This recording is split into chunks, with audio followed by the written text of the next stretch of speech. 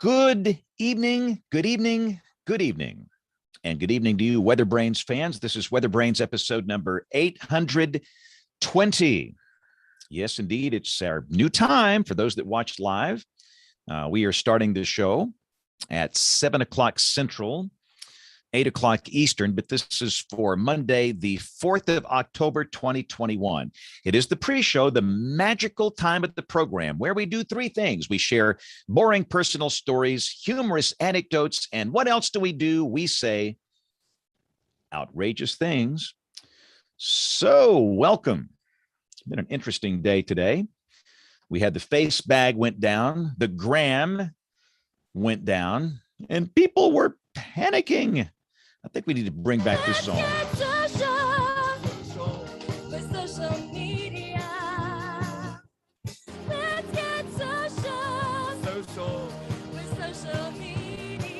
Boy, this is bad.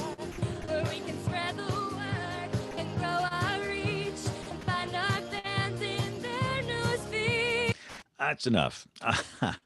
Good old sound from earlier episodes that you might recall. So I hope you've had a good day. Been busy here. We've had some convection. We've had flooding issues here where I am. We've had a few hailers, severe thunderstorms, had some warnings today. So it's been rather busy. Things have somewhat settled down for the evening, a little upper low west of us. Oddly enough, typically where we are, this is the driest month of the year. It typically is very quiet in October. Then November kicks in. That's the beginning of the tornado season. So a little bit of an anomaly here.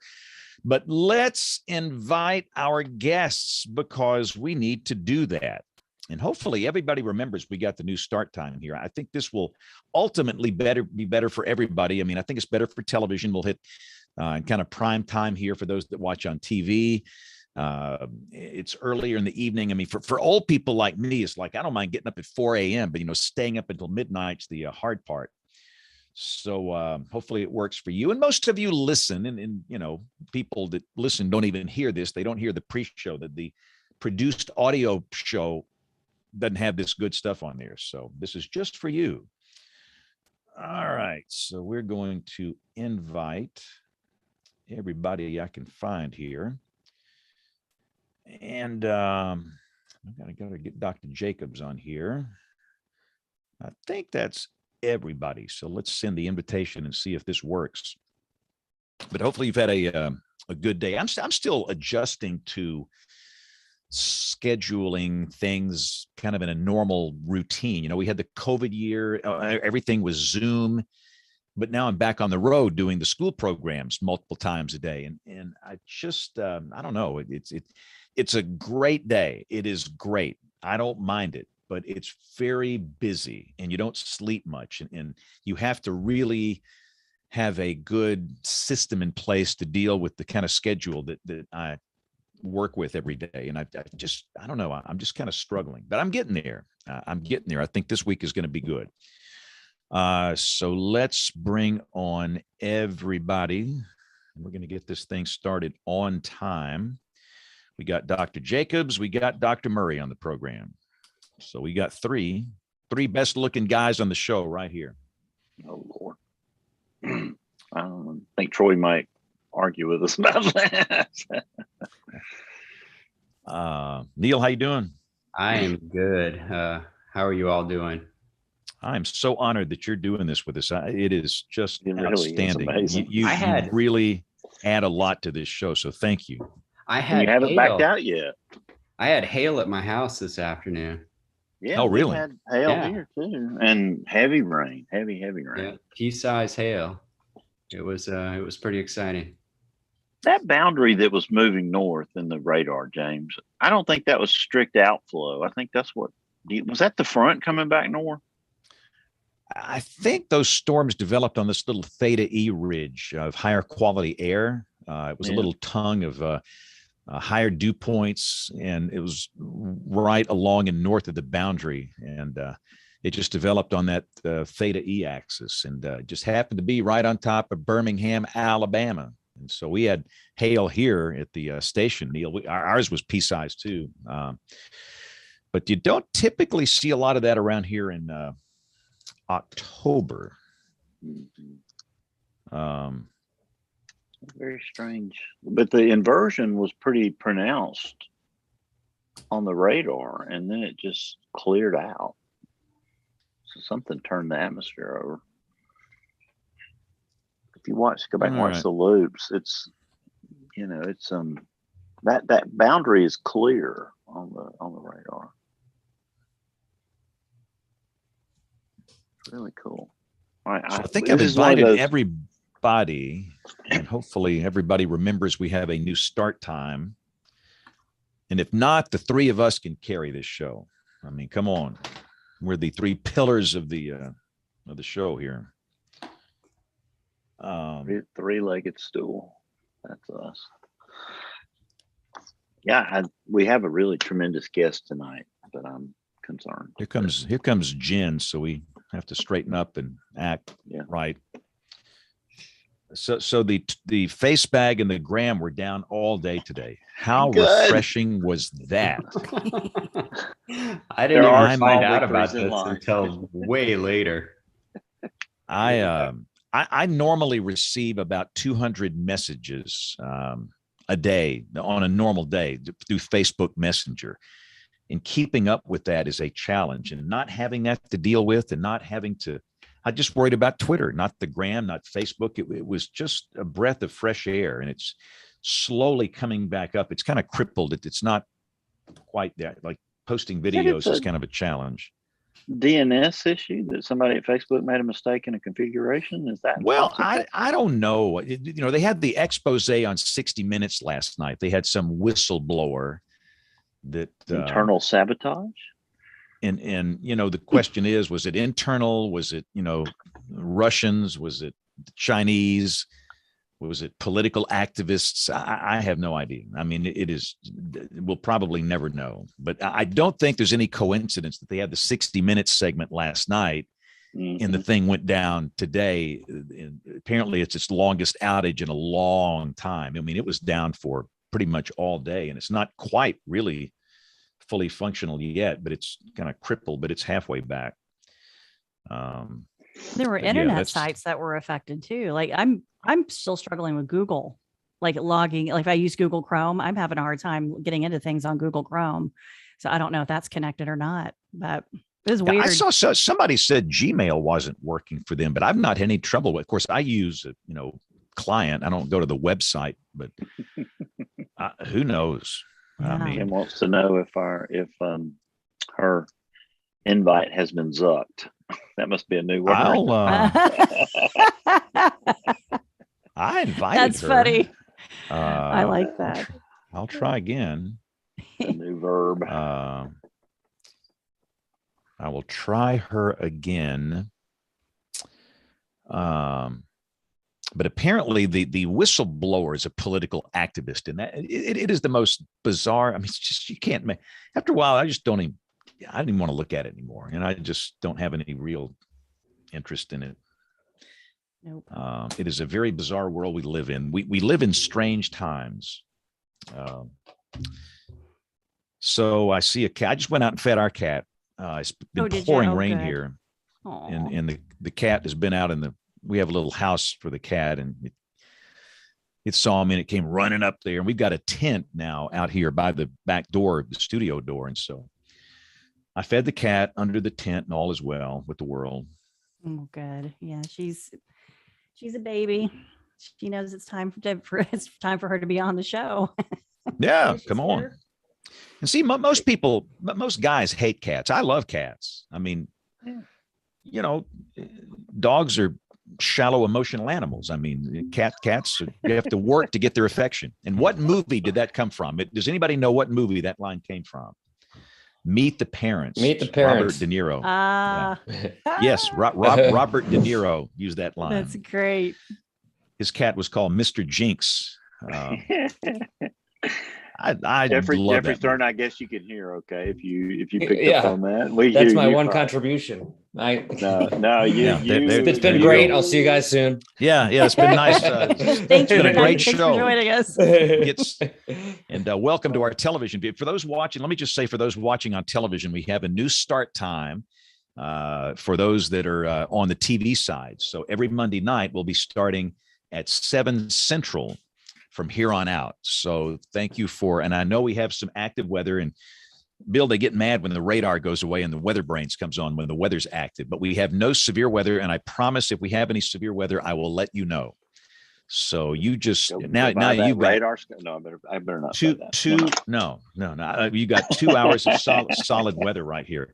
Are we good to go, Bill? Are we ready to fire this thing? Yes, we're ready to go. Yes, we are. All right. Well, let me get the recorders going here, and we'll get right to it. So again, if you're on the TV side, thank you for understanding our new start time. And here we go. Be sure I got the. All right, here we go in 5, 4, 3, 2, 1. WeatherBrains episode number 820. This is for the 4th of October, 2021.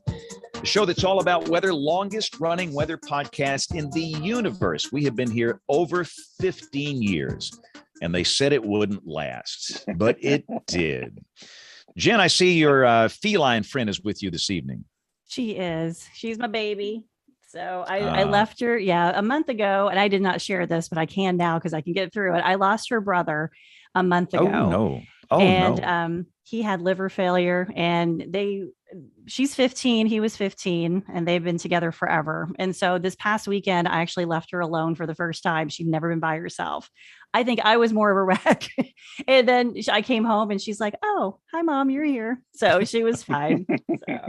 But yeah, it was, she's my sweetie. So we're now just the two of us just hanging out. That's all you can do. Just hang out and have fun. Dr. Jacobs, you had some fun. You had some pea-sized hail today? Yeah, pea-sized hail. A storm came through. I got the kids and we all sat on the porch and watched it hail. And I was hoping it didn't get any bigger because our cars were just sitting out there. But yeah, it was some quality convective entertainment. And that is the show title. That's the show title right there. Let's see, right off the bat, quality convective entertainment. That's our show title for this week. We actually had some here at the TV station as well. So today in Hoover, we had pea-sized hail, and again, my vehicle, like yours, was outside, so no damage, thankfully. And again, I think we're going to get hopefully Troy and we're going to get Kim to be on here with us. There's Kim. You made it. I see Kim. Yes. Welcome. I've been here for 15 minutes. Where have you been? They're both here. No, it's just like so I was afraid you were Zuckerberg or something, but Kim, you're with us. I don't know, Stan, if you've seen my email, but that's exactly what I asked. I hadn't seen a link yet, and I asked, have I been zooked? Hey, what happened? Kim, come on over here and let's disappear off the side, okay? There we go.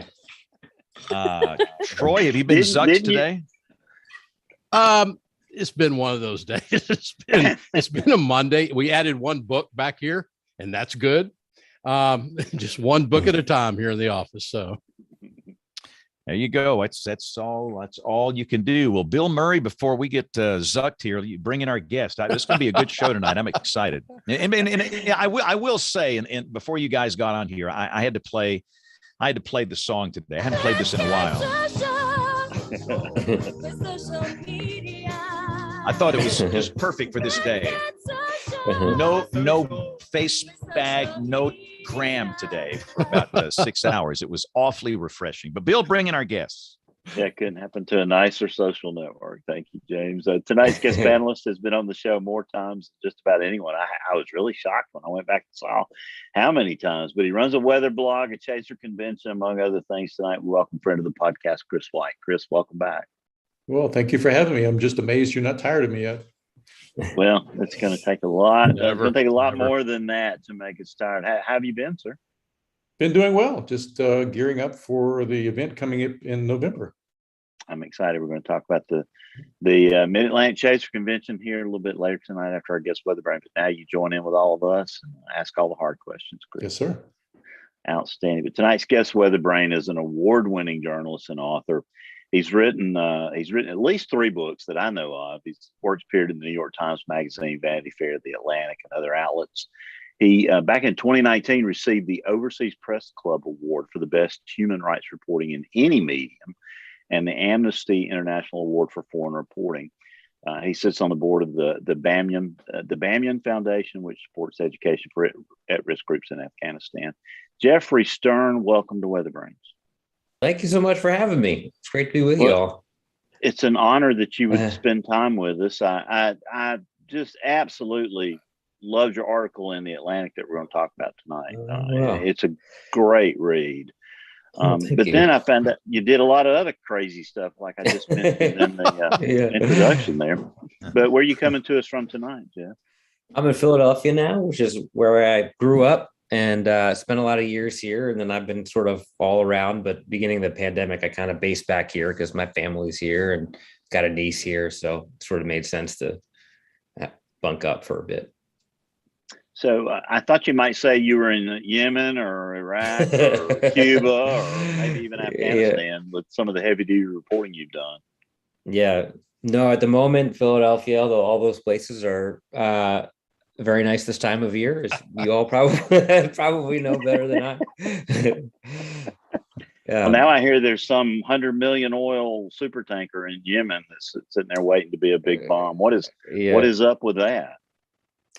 Well, as far as I know, it's part of the sort of dispute between the Houthis and the Gulf countries backed coalition. And one party says that belongs to us, and the other party says that belongs to us. And as a result, you've got this sort of decaying oil tanker there with, who knows how much thousands of gallons of oil ready to go up. That's just awful. Yeah, I read in a story this afternoon. It's 1 million gallons of oil. 1 million gallons. That's a lot of oil. So tell us about your education for a minute, Jeff. Take us back through your path. We won't get to ask you how you became a meteorologist tonight because I don't think you quite added that to your dossier yet. But no.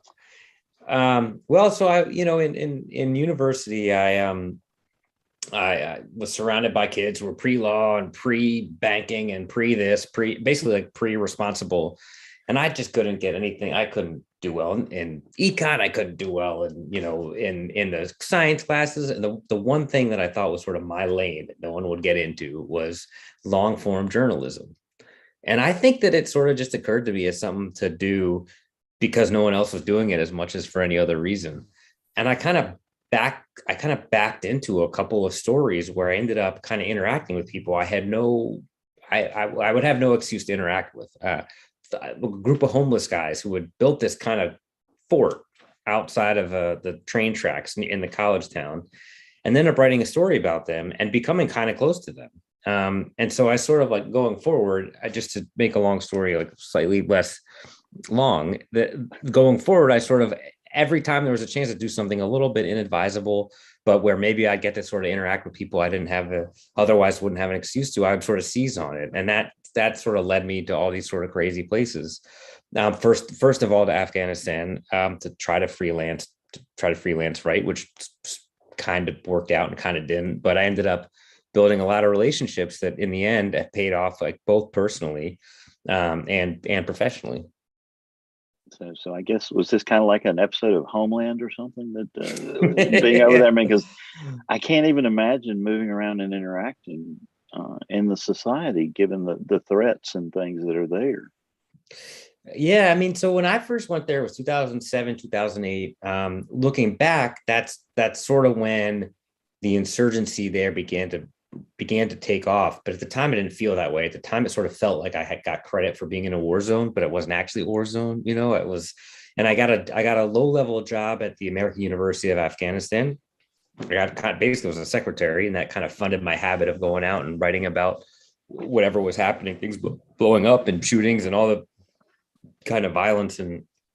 But I was able to have basically like a low-level job, and I had a safe house the university provided for me. And I do tend to try to live my life like an episode of Homeland, but at the time it was actually like I had to go looking for the action. But it got go ahead. Yeah, I find this intriguing because, Jeffrey, I mean, if nothing else, a lot of the journalism we see nowadays with the lowercase j takes exactly 10 seconds to explain. And you and as I know, you can't explain Afghanistan in 10 seconds. Television is not going to go for anything over a minute and a half package. I think what you're doing is important, because I think we can find out a lot that otherwise we just don't have the damn attention span. I don't believe sometimes. And I think in order to understand some of these things, and I know I don't, I think you have to go in there and you have to listen to the people. You know, I get irritated with the homeless thing in Austin, but at the same time, do I have an answer for it? No. But I find it interesting that you would go out and you spend time with people. And I think probably there's some answers there, but I'm just not sure we have the attention span in 2021. Yeah. But so I admire what you're doing. I think it's pretty interesting. I really appreciate that. And unfortunately, I kind of agree with you. I mean, I worry that what I'm trying to do, I mean, I'm feel incredibly grateful that I've been able to do a couple long stories and, you know, write things that are longer than a tweet, you know, Right. but I can't honestly tell you that. And I'm sure that I'm having more of an impact than the person who's an influencer or something like that. So I worry about the same thing. That there's vanishing space for nuance. You know, I mean, these stories that I work on, got teams of fact checkers who in the moment I hate and despise, but you know, but like they save my butt again and again, and that's expensive. And it takes time and effort. And these are things that, you know, I think have a lot of value, but it's getting harder and harder to put a dollar sign on how valuable it is to be right. And I worry that, you know, by pure sort of if you do, it makes more sense financially to not try that hard to be right, to not try that hard to really get into it. And I feel lucky that I've been able to spend, you know, 6 months trying to figure out how a weather pattern works, but that's expensive, and that might not be there forever. And good luck on that one, Jeffrey. Okay. Thank you. Good luck with that one. I appreciate it. And we're going to talk about that in a minute, because your meteorology and the story is outstanding. I don't know if Dr. Jacobs is saying, or any other panelists, Kim or Jen or anybody, but it is tremendous, and it is really spot on. But talk about Afghanistan for a minute, another moment, because you were heavily involved with helping the women of Afghanistan. Yeah. And we just hear these more and more distressing things as they go deeper into Taliban rule. Talk about some of the strides that were made and what's going to happen there with that. Yeah. I still think it's a little bit hard to know what exactly is going to happen in the future. And I'll be totally candid. I think for me, there's a fair amount of denial, you know, and sort of unwillingness to face the reality. I've also been I have a little bit of tunnel vision, because there have been some people who I'm really close to we've been working on evacuations for 3 or 4 months now, and to be candid, without a ton of success, a few, you know, a little bit. So I probably at this point know less about what's going on there than most, because what I've known is from, you know, Zoom calls with people who are trying to get out, and as of today, no longer WhatsApp, but, you know, like messaging directly to those people. And the stories you hear are heartbreaking, and then begin to sort of sound the same. And I think there's some part of the brain that's like, that tries to compartmentalize a little bit and say, okay, all these people need help, but I'm going to try not to let the sort of details of these stories get to me too much, or otherwise it's sort of paralyzing. The two sides are, you know, you all have seen that Taliban has said no more women at Kabul University, no more women professors. There's all these things that are happening that are real. On the other hand, when the Taliban took over in the mid-90s, you know, no one really knew what they were. There'd been a lot of civil war. They were bringing order, and so there was some, you know, I don't care what they are, I don't care who they are. If as long as people aren't killing each other again, fine, come on in. And that's different now. And to me, one of the big questions, and this is a little bit practical, but also a little bit, you know, a little bit esoteric, but I think still important, is, you know, are the last 10 years or 20 years of a lot of education and a lot of civic development, and not perfect by any means. I mean, we screwed a lot of things up, but a lot happened while the international community was focused on Afghanistan. And does that just disappear now?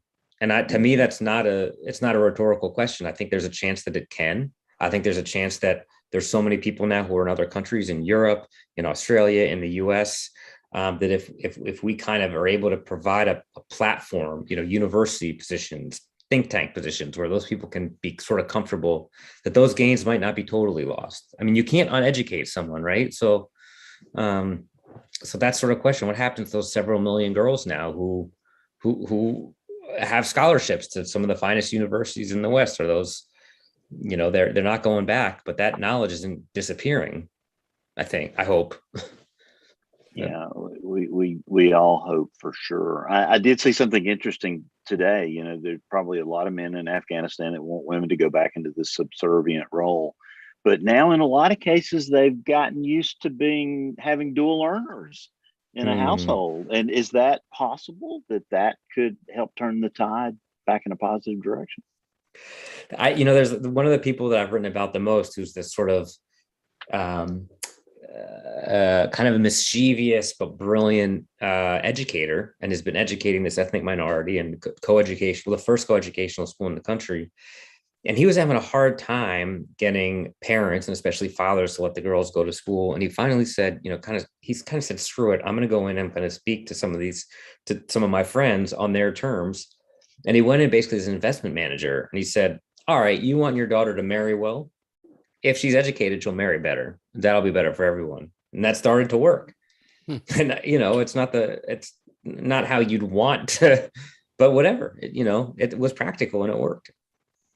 Hopefully all the gains that you're talking about are, won't be lost. And Yes, we're all just are waiting to see what happens there. But yeah. You've done lots of other critical reporting that's been really cool. Why don't you hit a couple of the highlights? And then I want to talk about a book you wrote that I was fascinated to learn that you were behind. Okay. I think, one of the more recent stories a couple of years ago was reporting on Yemen. That was a highlight and a kind of a low light at the same time. It was a very tragic situation, but it was another place that I kind of had no business being and was very welcomed. It was hard to get to because it was reporting from the north of the country, which meant traversing the country and like dressing in local clothes and chewing gat. Have you ever heard of cat? The leaf that it's like a mild narcotic. And I was really scared because the few times I'd done chewing tobacco, I got real sick. And so, but I had to chew it in order to blend in.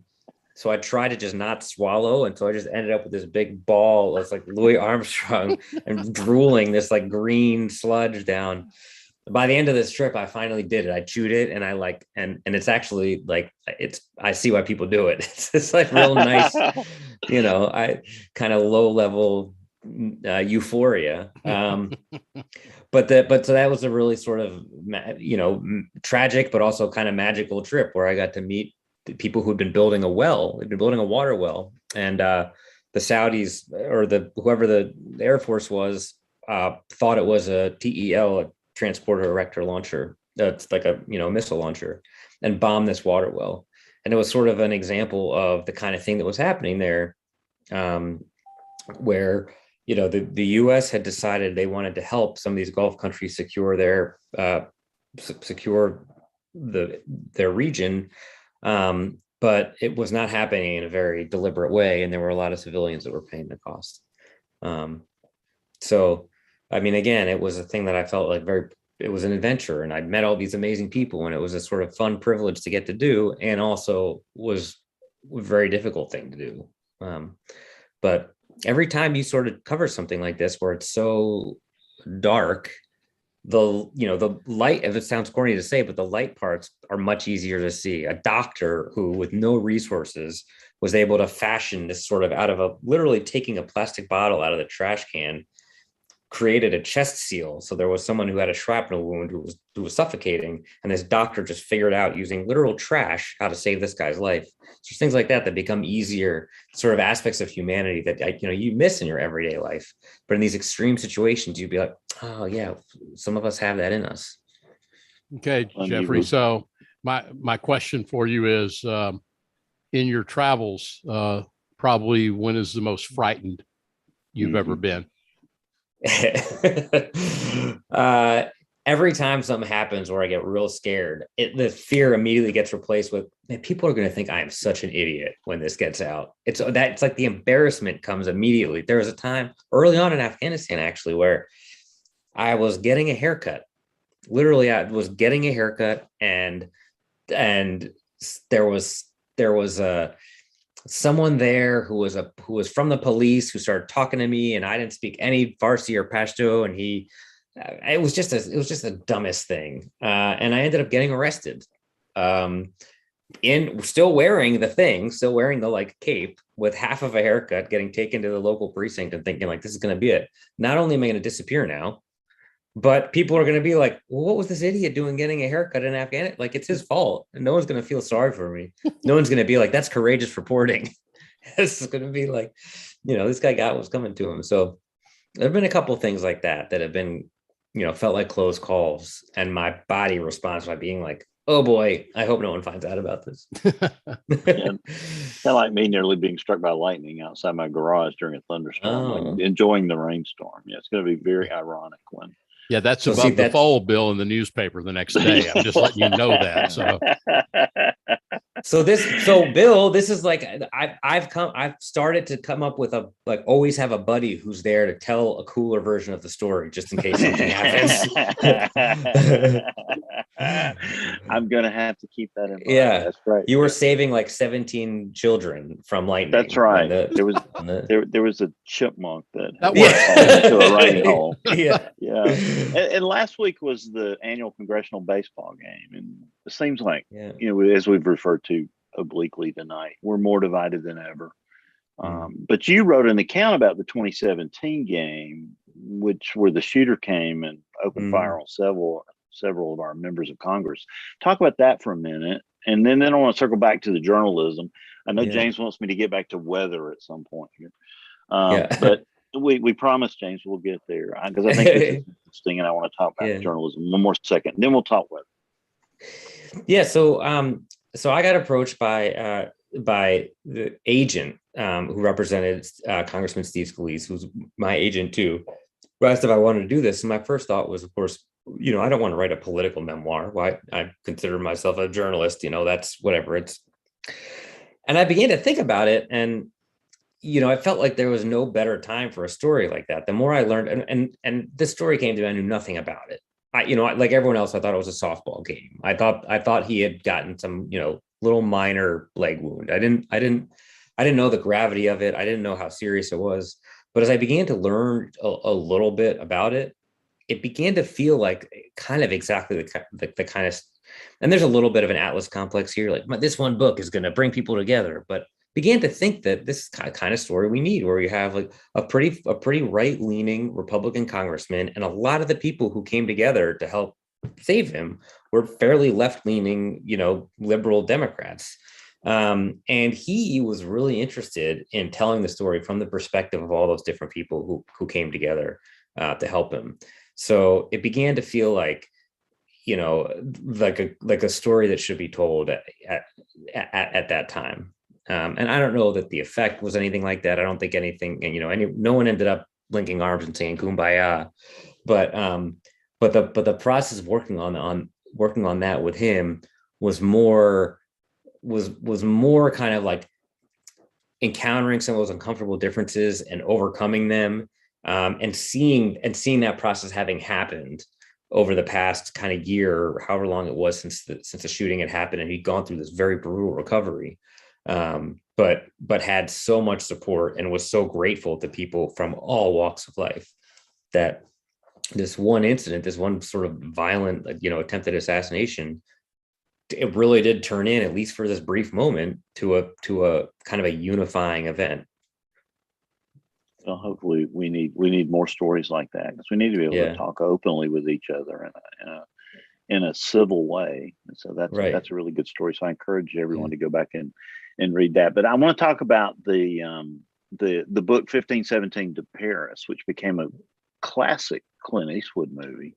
How did you get involved in that? It was a similar way that had happened. Again, like I knew very little about it. I thought that when I heard about this story, I was like, God, some dude must have been trying to rob the train. It wasn't a terrorist attack. Come on. But those three guys were trying to do a book. And even though they were beginning to get a fair amount of notoriety, it wasn't clear immediately that there was a book. There was, a minute or two on a train. And so, whereas, other similar arguably similar stories, 13 Hours about the, annex security team in Libya. Those guys, the annex security team in Libya, 13 Hours also became a movie. It was a brilliant book, but they were able to just walk into publishers and say, who's going to offer us more money. And for this story, you needed to kind of explain how it was going to work as a book, how it was going to be longer than a, page and a half. And I think for that reason, they couldn't just go out and get whoever they wanted. They needed someone who was, desperate enough to be willing to spend some time that may turn into nothing. And so we spent a little bit of time on the phone coming up with a proposal for how we're going to turn this, brief period of time on this train into a full length book. And we submitted a proposal. We got one offer. Everyone sort of thought, oh, they're going to be rolling in offers. We got literally one offer, took it, and worked together for the next 6 months or so to try to do what was essentially an autobiography, but from 3 different people's perspectives. And these guys are really wonderful guys who I still love those guys, and we're still in touch every once in a while. But it was kind of from their family's perspective too, because they're just young enough that their families were really important to them, and the story was important to the families, and so it became this sort of nonfiction novel autobiography told from the perspective of at least 3, but really more like 20 or 25 people. And then Spencer, one of the kind of leader of the pack, at one point said, I feel like if I show Clint Eastwood this book, he'll want to make a movie out of it. And I remember saying to him, that's not how it works, man. And then I remember thinking, well, wait a minute, what do I know? I don't know how it works. And that's what he did. It was a Spike TV something awards, and he handed Clint Eastwood a galley copy of the book. It was in sort of rough form. And it seems like that's exactly what happened. I got an email a couple of weeks later from Malpaso Productions, and what is Malpaso? I've never heard of this. And it turns out it's Clint Eastwood's production company. And next thing I know, they filming a movie and it's out, and we're at Burbank going to a premiere. That is so cool. So yeah, and it's a great movie and a great story.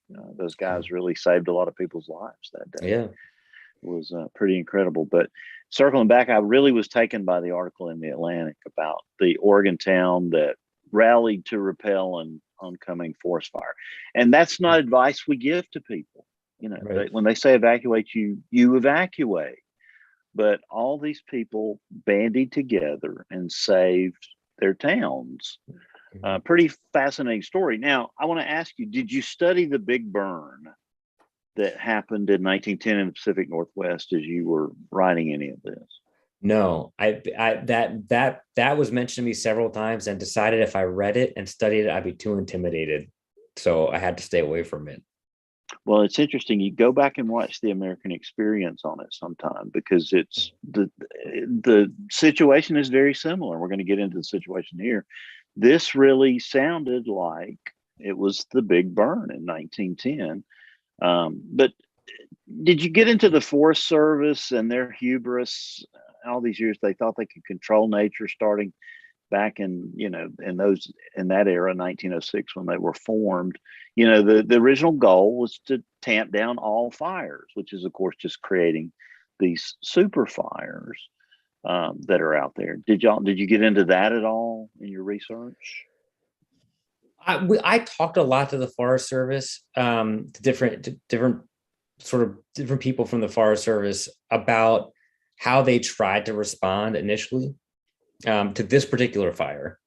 And then also to the fact that they had what it feels like every year now is unseasonable fire conditions. I tried to talk to the people from the town about management, because to them, there was BLM land that their neighbors that they would look at it and say, look, this is my land that's privately held, that's cleared and maintained, is not so hard to contain. And then here it's sort of impossible to get into. There's so much underbrush. It's moving so unpredictably.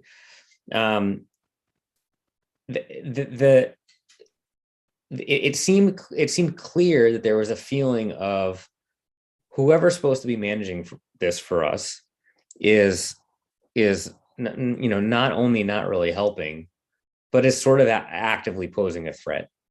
And I thought that I've come to this with no pre-experience in forest management, but I thought that the feeling from people whose entire lives is forest and timber, and this town Molalla is a centuries old timber town, was really significant. That this is the feeling that you're not only not doing your job, you're kind of holding a stick of dynamite to my bank account and my family. Well, exactly. And so I'm glad you didn't follow the route I said, because your story probably would have never seen the light of day if you had done what I told you to do. But so I'm glad you followed it the way you did. And some of the things you just said are very, very important to the story. Give us the lay of the land, the mountains, the forests, the towns and cities real quick.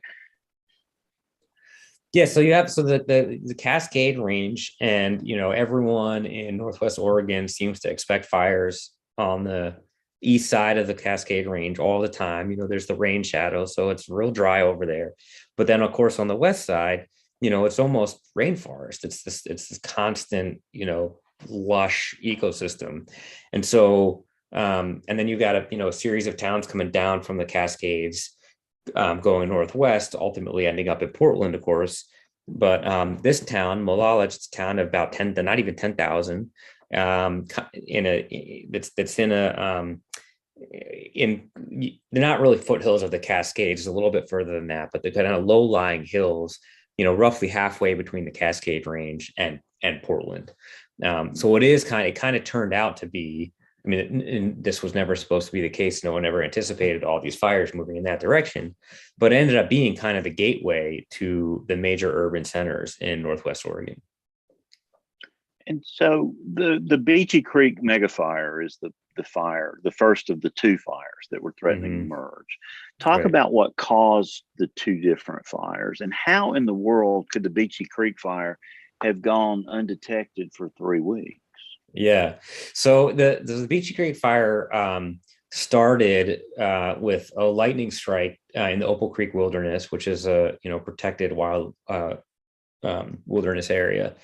And most likely it just sort of lived in the duff in the root systems for a couple of weeks. No one saw anything. In early August, I think it was, a Forest Service lookout noticed a little bit of smoke. And it was not, it was clearly not a big fire, but it was also worrying because it was in the wilderness area, which meant that area had not been cleared. It had almost no road access. It was going to be difficult to get to. And they were already beginning to worry about unseasonably dry, hot conditions. So the Forest Service reacted pretty quickly once they learned that there was a smoke report. And they called in, I think first it was smoke jumpers, but the canopy was too thick. And so that got called off. They called in repellers to come down off helicopters and go in, and they could get in, but there was no place to clear a landing zone, an emergency landing zone. And then finally they called in smoke jumpers, hot shots.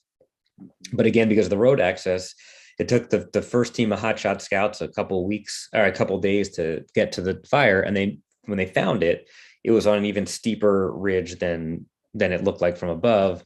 And of course, that's something that's exceptionally dangerous, because the fire will sort of dry up the root systems and it'll release boulders. And so there's gravity hazards. Fires can move quickly up steep grades because it kind of preheats the next tree up. And so the smoke jumpers ultimately turned down the assignment, which is something that they're apparently allowed to do, because it's kind of like, don't send someone after a drowning man. It doesn't do any good to send people into something where they're destined to fail. So they had helicopters doing bucket duty for a while, and they kept an eye on it, but there was not a lot that they could do, given that those 3 different types of firefighters had turned it down. And it was so late into what was already an exceptional fire season that all of the federal resources and a lot of the state and regional resources were all deployed elsewhere. So not only were they not able to get the resources they needed, people were pulled out Northwest Oregon and sent elsewhere. Remember, at the time, there's like 2 million acres burning in California. Right. And they were just basically overwhelmed, and that contributed. So, so many things here have similarities to the 1910 fires. What was the drought situation at that point? Had it been bad? It had been bad. It had been bad in 2020. And normally, so a few things. I mean, the rains usually come, I think it's early September, late August. So that hadn't happened. And then meanwhile, the glaciers that usually feed moisture in had already, those snow caps had melted already. So there was no source of moisture, when usually by that time, you still have this sort of steady source of moisture to keep things from being so dry. Now, here's where you get to show off your meteorological acumen. Uh-oh. Talk about the weather factors, Jeffrey, that affected the situation. It's really fascinating. And again, very similar to the 1910 event. So the first thing that was a key, it was kind of a clue. So we sort of tried to deal with this forensically. What caused these fires to blow up? And one of the first things I read was Californians who were in Oregon at the time said it felt like the Santa Ana winds. It felt like, like this pattern that was totally out of place. So much so that it was disorienting. People were like, wait a minute, I'm not home, am I? So there were a few kind of working theories that I began to explore to try to figure out, how did this happen? So first of all, the wind was going the wrong way. So apparently, normally that time of year, you've got Pacific Northwest winds coming off the ocean towards the Cascades, and that's of course why if you have almost rainforest conditions on the west side of the Cascades and then it's desert on the east side. So you've got these winds coming from the west. These winds were coming from the east. They also were hurricane force. They were extremely strong winds, and they were really hot and really dry. So almost all those things are exactly the opposite of what you'd expect that time of year. Which is why you had people in Molalla, were people who know fires and know forests, who were not at all worried about their own homes. Knew that there were fires happening on the other side of the Cascades, and were not remotely worried about, we don't get fire here. So it turned out what had happened was there was a high pressure system that came down from the Arctic, that had been displaced by a series of typhoons that had hit East Asian land. And please correct me if I've got this wrong, because I feel a little bit like I'm. No, we're all very proud of you. You're going in very good directions. All right, please fact check me, because I don't do this orally a lot, and I got it wrong a whole bunch of times before finally one of the NOAA meteorologists was like, that works. I think you got that right. But so this high pressure system began moving down, and you ended up with cold air, high pressure to the east of the Cascade Range. And then because it was so unseasonably hot, you also had a really hot low pressure system right along the coast. And so this has been explained to me two different ways. I actually be curious which you guys like better. But one way is someone. Here comes the red meat panel. Y'all get ready. The two analogies that I've been told that I've been using. One is the bike tire, like squeezing the bike tire, right? So you got high pressure and low pressure, and so if you squeeze the bike tire, then air wants to go to low pressure, and that's how you end up with wind. The other analogy that's been told to me, and this is by the guy Brian Neuenhaus, who was the NOAA guy on duty in Medford, Oregon, who first sounded the alarm, was a table with marbles. So if you have a cold air or high pressure system, you lift one end of the table and the marbles want to run. And then if you have hot air and low pressure, then you're lowering the other end of the table. So then they want to run even faster. So that's that. And that analogy with the marbles running was in the story for a while. And then some of the fact checkers were like, we don't understand this all. We're cutting that. But so is that right? Am I warm? Do I pass? Kim is clapping, and Kim, say what you said in the chat there. I was just going to say that was a really, really good job. I think all of us Really? who've given public weather briefings, it's terrifying. The first yeah. time you're called to the floor Yeah. in front of other weather experts, right? And you're like, oh, Yeah. do I know all the physics and the words? Right. You're going to strip my degrees from me. Yeah, exactly. You know, Yeah. it is a very frightening experience, and you just did it with complete calm, and your explanations were very good. I'm calling me impressed for very someone relieved. who said that in their background they hadn't relished in their science courses. Okay. When you understand Yeah. process, I think it's really half of meteorology, and you've done a good job. Thank you guys a lot. That actually means a whole lot to me. I appreciate it. I was worried you're going to be like, cut him off, he's not welcome here anymore. Well, that wasn't even possible. Yeah, we are sort of like piranha sometimes, so we like to kind of keep. Yeah, that's a pretty funny story because I love the social network Nextdoor. Some of y'all may be familiar with that. And the funniest things are when somebody will say, identify this snake, for example. I killed the snake in my driveway. What is it? Well, half the people say, only good snake's a dead snake. Yeah. And the other half say, no, you shouldn't have killed it. A rat snake, and it'll eat all the rodents and blah blah. And then they all launch into this huge fight. Oh, you ought to see my face bag page. You don't even. I have a moratorium on snakes. I will never post a snake picture again. I mean, go. No, I'm not kidding. I got personal threats. Personal I can't say it because a bunch of ugly talking, but I got threats. Others were threatened. I mean, I will never post a snake picture again. I'm just going to leave it at that. No. So somebody posted a picture of a fish that their child caught in the lake at Chase Lake, James. And so somebody comes on and says, that's a brim.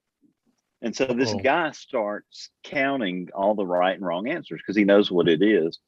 And so one of the answers, Troy, was piranha. That made me think of it when you said piranha. But he was like, every time somebody would chime in, he would go wrong, correct. Finally, the correct answer was a tilapia, and he told it up. They kept on being wrong even after he said, what the heck is going on here?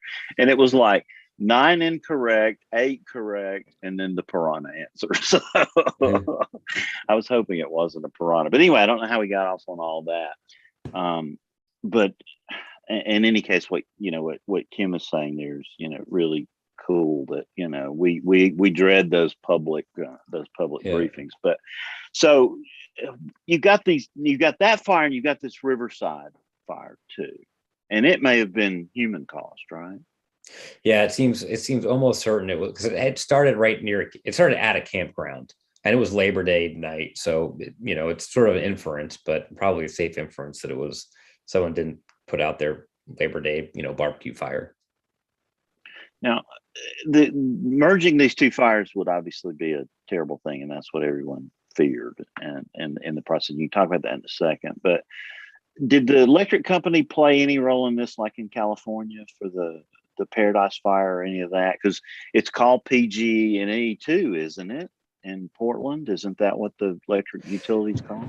Yeah, there's some sort of irony there, because one of the guys who ended up being, one of the most influential volunteers and getting coordinated and stopping these things worked for the power company, and was in Portland the night of this unseasonable wind event. Was working for the wire down desk. He was a scout going out there,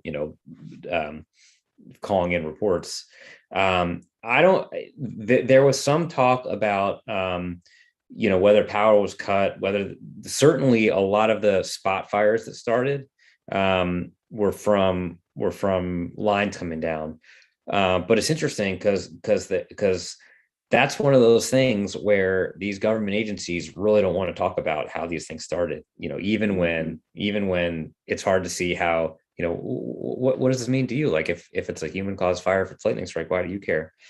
And even the Beachy Creek fire, the lightning strike caused fire, no one would confirm it. And we had to go back to the databases and sort of geolocate, where it started and where the strikes were, and whether it was a cloud to ground, whether it was it's a long way of saying that a lot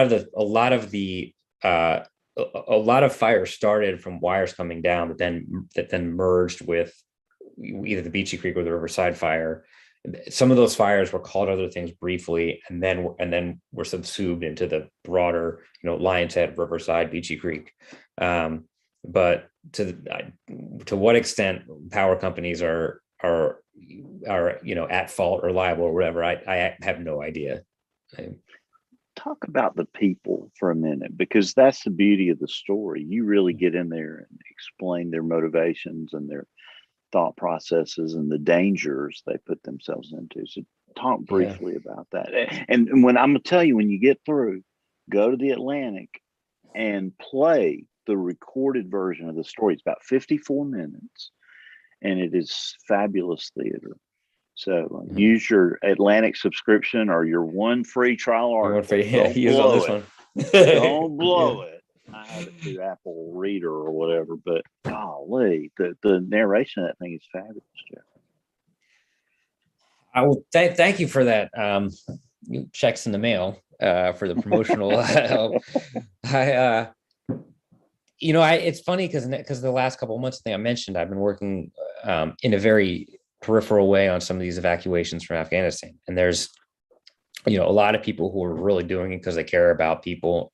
And there's some people who are doing it for, you sense the kind of, attention or the glory of it or whatever. And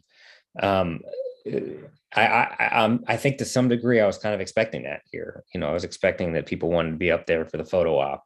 And, granted, I didn't get to talk to all several hundred people who had some role in fighting these fires. But I got to spend some time with a few of the ones who put themselves at obviously significant personal risk, but also just professionally. I mean, they were taking days, weeks off work. They weren't sleeping. They were inhaling, a lot of smoke. People who would spend days like vomiting up, weird colors and stuff. But these were significant sacrifices, and their reasons for doing it were just that, my neighbor's house might burn. There was not really a lot of other thought. It wasn't, it seems obvious to say it wasn't about who got credit for what, or it just didn't occur to anyone. And there's a lot of people for whom it just didn't seem to occur to them not to do it. And I think to me, that's one of the things that's most kind of remarkable is, this is a community that's obviously pretty tight knit. People really look after one another, but they also respect each other's space. It's not the kind of place where you walk into someone else's living room and help yourself to their lunch. And yet there was just a huge amount of whatever's your problem is now my problem. My house is at risk right now because it's on that hill and the fire's coming up that hill, but your house is a little bit more at risk. So I'm going to bring my truck over to your house. And it was so pure and it was so genuine. It was so without, airs that it's been a while since I've seen that. And talk about a couple of the heroes. Talk about their profiles. Yeah. So, I mean, one of them is who for me kind of became one of the main guys. This guy, Matt Meyer. He's the one who worked for the power company. And it's kind of like quietly just kind of a natural leader. He normally for the power company, he's a foreman of a substation. And there's a lot of ways to get hurt, right, on a power substation. So he's constantly worrying about all these, who's over there, lightning strikes, power surges. I mean, I don't know, the heavy equipment falling on people. And he's got this kind of uncannily organized mind, or at least instinct for organization. So he's used to keeping notebooks and saying, worker here is over there, worker here is over here doing this dangerous thing, worker here is over here, which I don't think is a requirement of the job. It's just sort of how it's sort of how he's oriented. And he cares a lot about people who work for him. And both of these things ended up kind of coming to the fore in this sort of most significant possible moment, which is as these fires are bearing down, about to merge right outside this town. And, it's impossible you can't use air assets because it's so smoky. Even if you get them up, they can't see anything anyway. There were hardly any federal resources, Forest Service people there in the first few days. They didn't even really know where the fires were. But he was able to end up kind of getting some of the volunteers into different parts of the forest reporting back. And he had this instinct for sort of, tracking, here's this guy, here's that woman, here's this person. He was able to kind of develop a mental map of where the different leading edges of the fires were. And to me, he's one of the most significant heroes, partially because he's just so,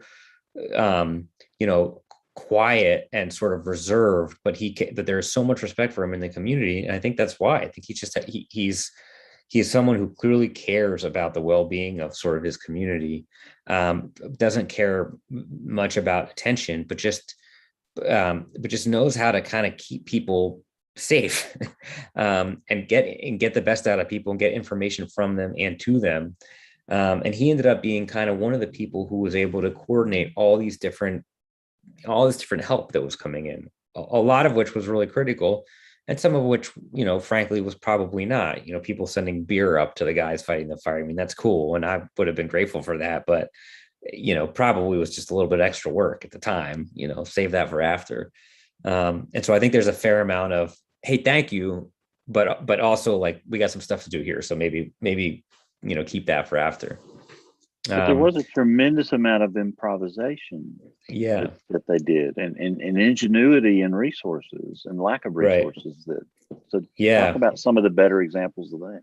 Yeah. So there's a guy, Tom Slate, who has this property kind of down in the under the hills. And everyone kind of makes fun of him because it's just kind of a junkyard. He just like can't help himself. He just buys whatever old crap is around and he can get a good deal on.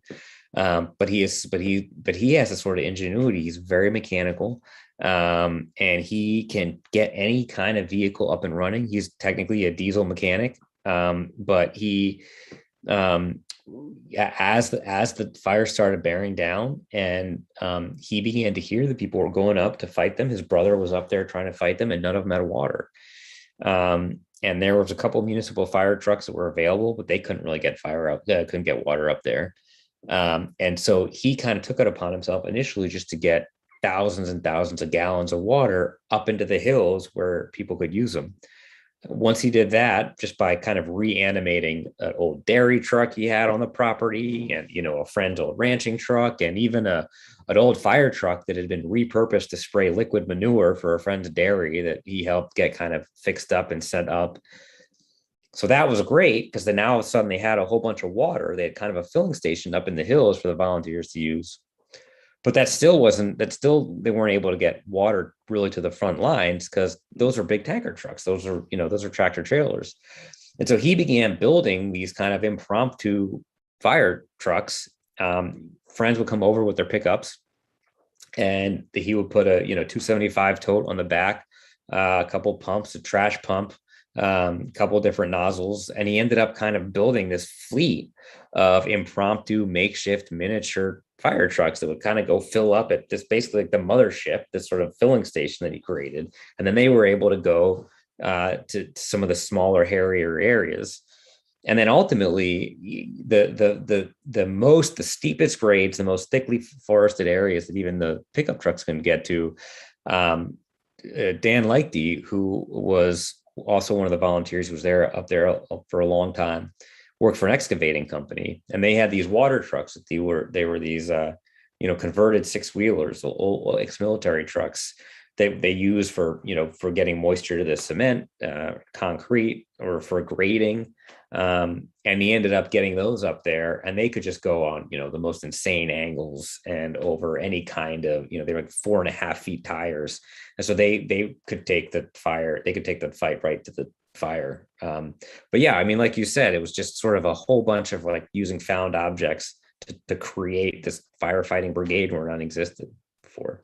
And even beyond that, just the brute force of building 30 miles of fire line. Yeah. Talk about how hard that really is. Yeah. I mean, to me, like in retrospect, it seems obvious that it would be really hot, but that kind of hadn't occurred to me that, they were burning through the soles of their boots. One of the things that was the most important donation was chapstick. poison oak. I mean, they're out in the forest, poison ivy, there's poison oak. There's all these things that just didn't occur to me. But there's, you can develop really significant health problems. You think if you like to think of yourself as an active person, like you exercise, like I could see you got a Peloton or something back there, right? Like you exercise a little bit. Don't get him started on the Peloton, Jeff. Okay, all right, sorry. We could be here the rest of the night. Well, so I like to think of myself as like relatively active, but fighting fire is a whole different thing. I mean, you're going hours and hours without a break for days on end.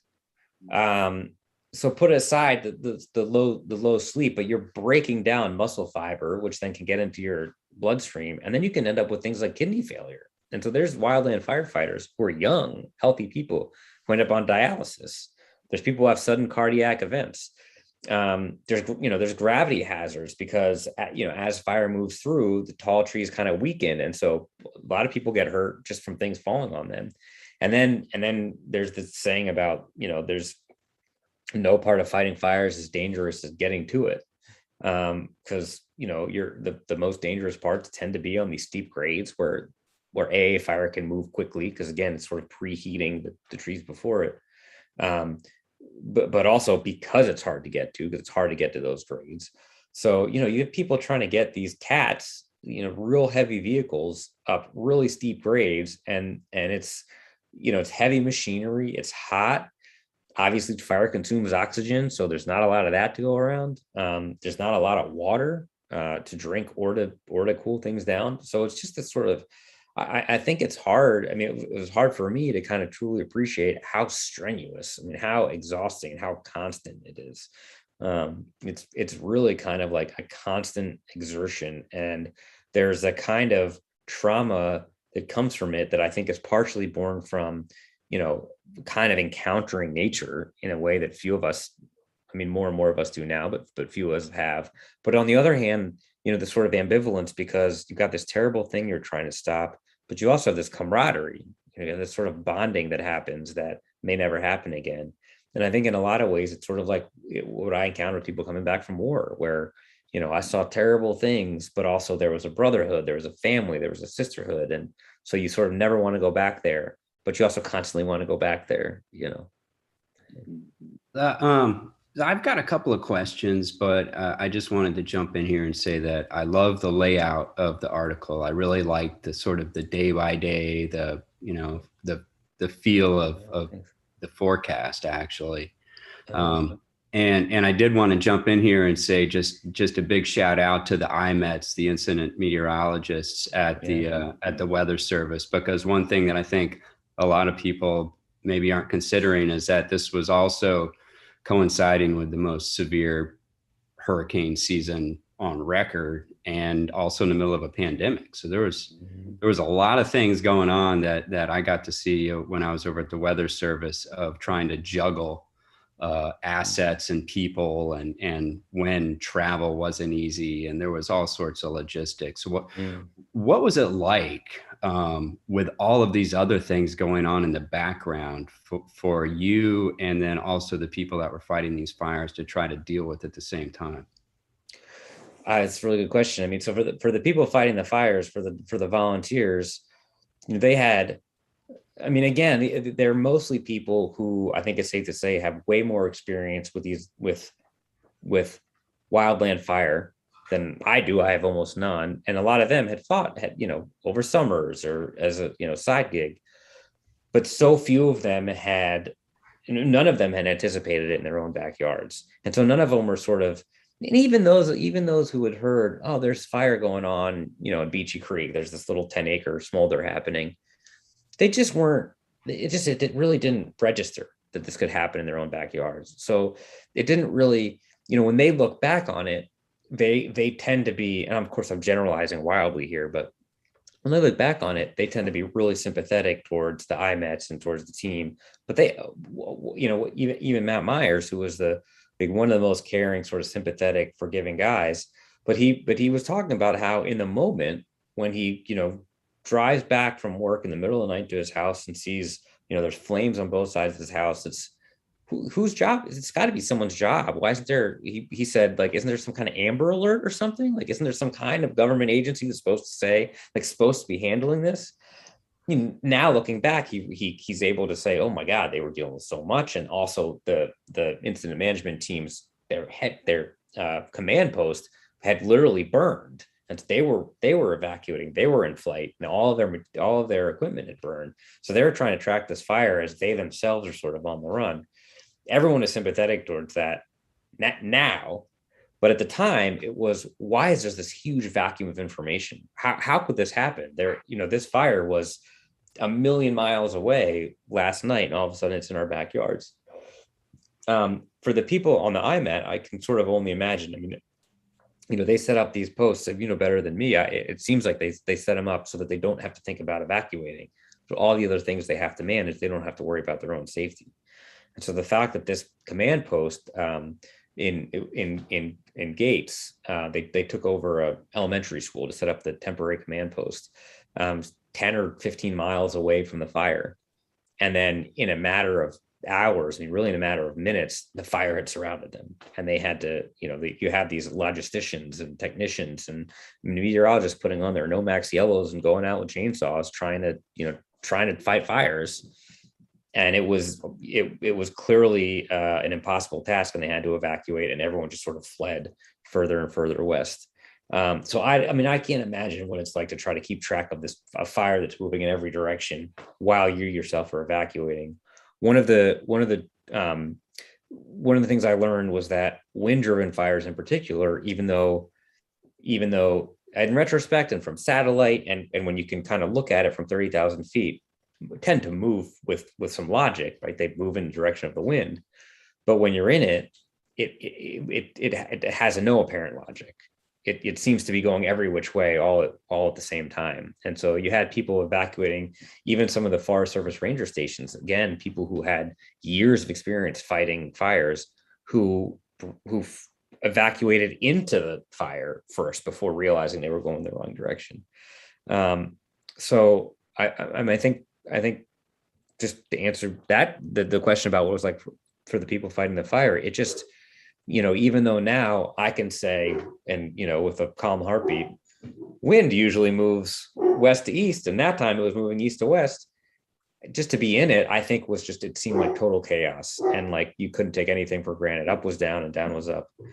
So I bet a lot of other folks are going to want to jump in here with some weather questions on the fire, but I want to sort of back up and just ask you a couple of questions just as a journalist in general.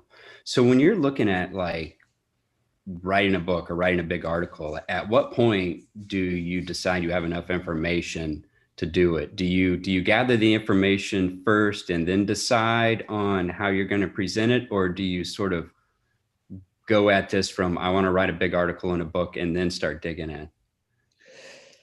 It's a little bit of a mix. I usually, in order to get an article or a book approved, I usually have to pretend to know more than I actually do.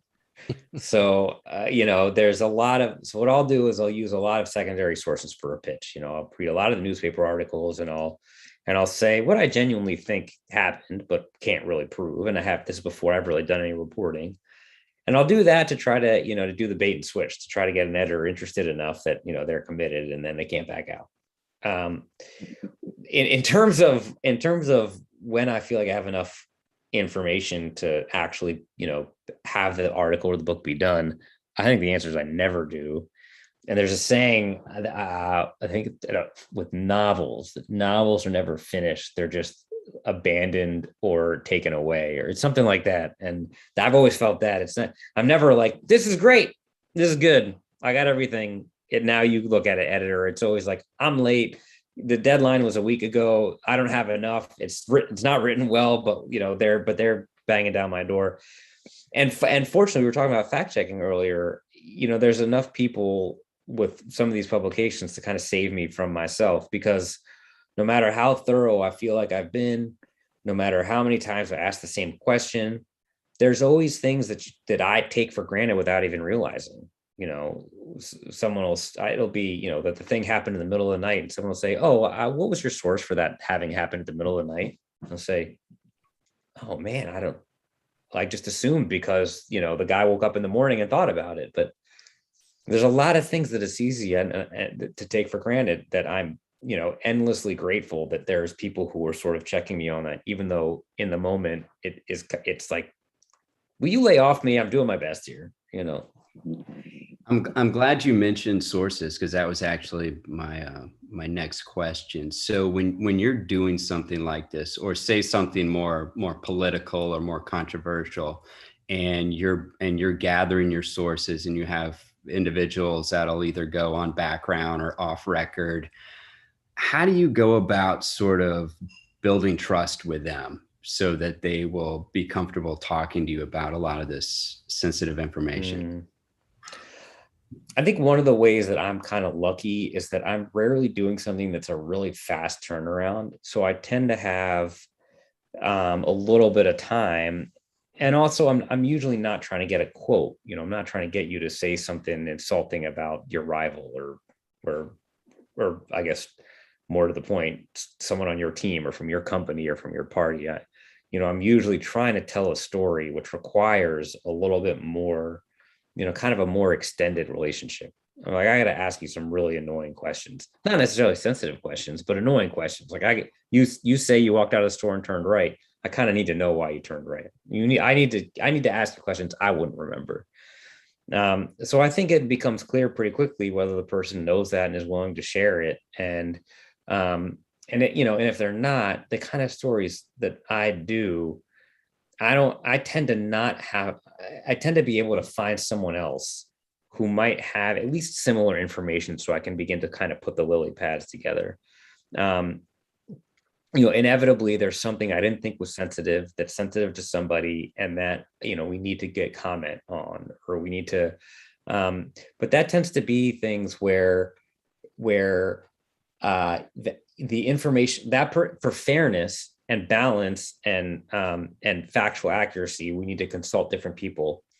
But that tends to not be the person whose head I'm trying to get into. If I'm trying to tell a story from your perspective, and try to tell what it felt like to you when such and such thing happened, I'm not going to be calling you 20 minutes before publication, asking you for comment. So there's plenty of people throughout the course of trying to report a story who just don't want to cooperate, are hostile. But I think, there's some grace in these difficult kind of narrative stories, is that I tend to know that pretty quickly and not have to try to beat down that door.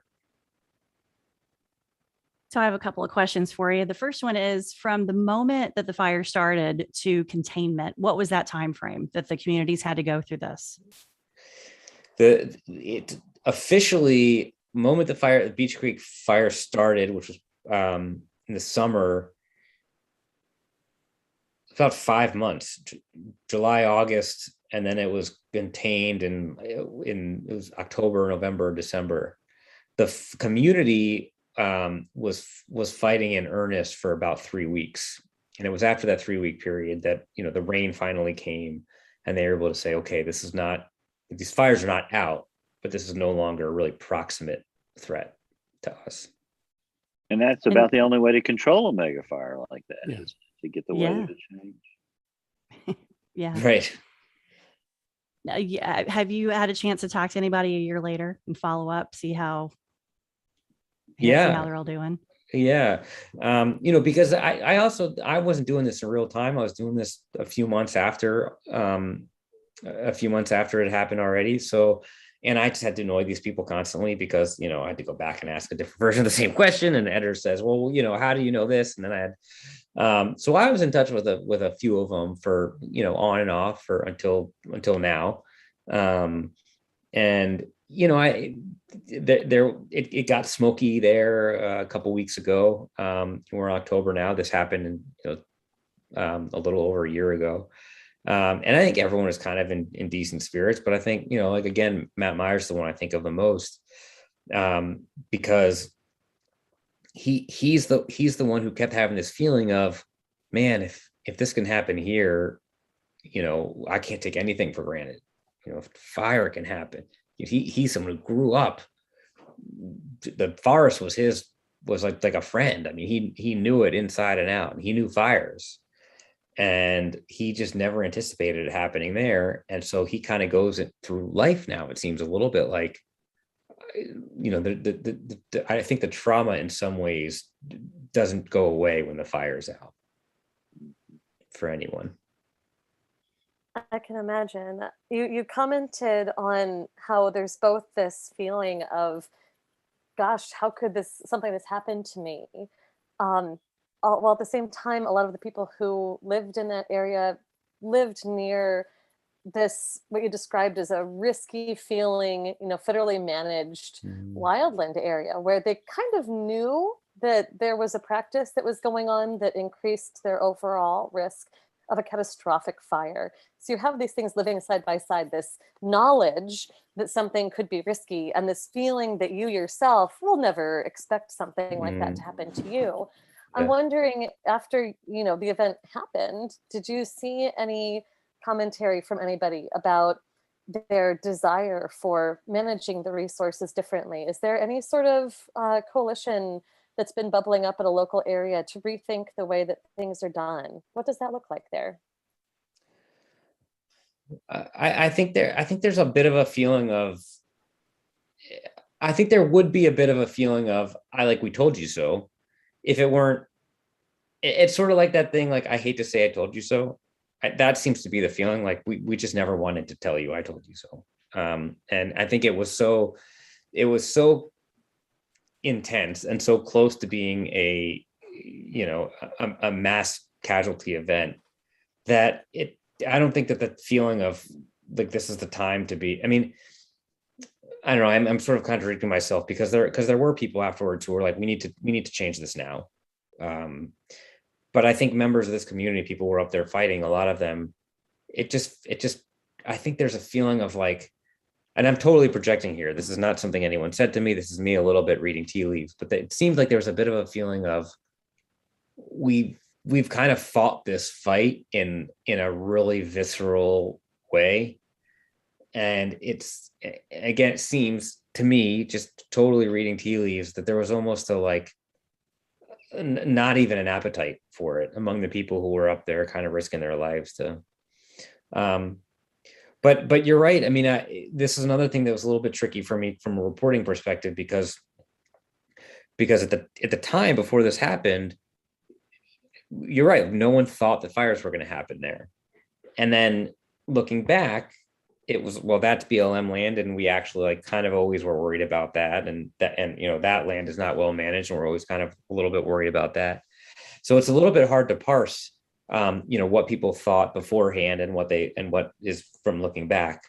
But I think this has been, especially in that area, has been an issue since the mills started closing. And not just because, or maybe not even primarily because they felt there was an additional threat, but just because the feeling of, what's the bumper sticker? It's cut it, hunt it, or watch it burn, or something like that. It's so there's a feeling of like, this is just, it's just not being managed at all. It's not even being mismanaged. It's not being managed at all. And the fact that it's so close to Salem and Portland, and that I think made it really salient. You feel it feels to me, when I first began reading about this community, this must be 500 miles from Portland. And the fact that it's, a 30-minute drive is kind of crazy. Yeah, I apologize if it feels like I asked you a little bit of a trick question. I study how people perceive risk. And so I felt like the situation might be really tricky because there are so many layers to it. And actually, what you've just highlighted is there's so many populations involved. The populations actually 40 miles outside of Portland are quite different from the populations of Portland. And what you probably saw is a very different array of perspectives on what should be done in the aftermath of that. But the people, what I think you were just talking about is so important. The people who were really involved in the day-to-day, you felt a sense of exhaustion, and something that's so different about fire risk from a lot of the different kinds of weather threats that we face is this one is so human determined in a lot of ways, the impacts of it anyway, and the intensity. We can do a lot to moderate exposure to all kinds of things, of course. So like with hurricanes, there's a lot of conversation about how, well, we just shouldn't build on shorelines. And then, you know, if you're increasing your exposure, you're going to increase the overall magnitude of a disaster. You can do some things to pare that away.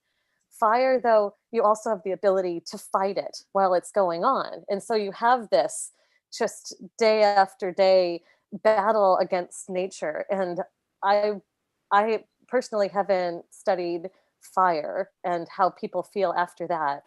I know that after other natural disasters, you see things like an uptake in flood insurance after big hurricanes and flooding events. You'll see at least a brief uptick in people buying into NFIP. And after tornadoes, you'll see a lot of people buying storm shelters and buying, you know, sturdier things like community shelter resources.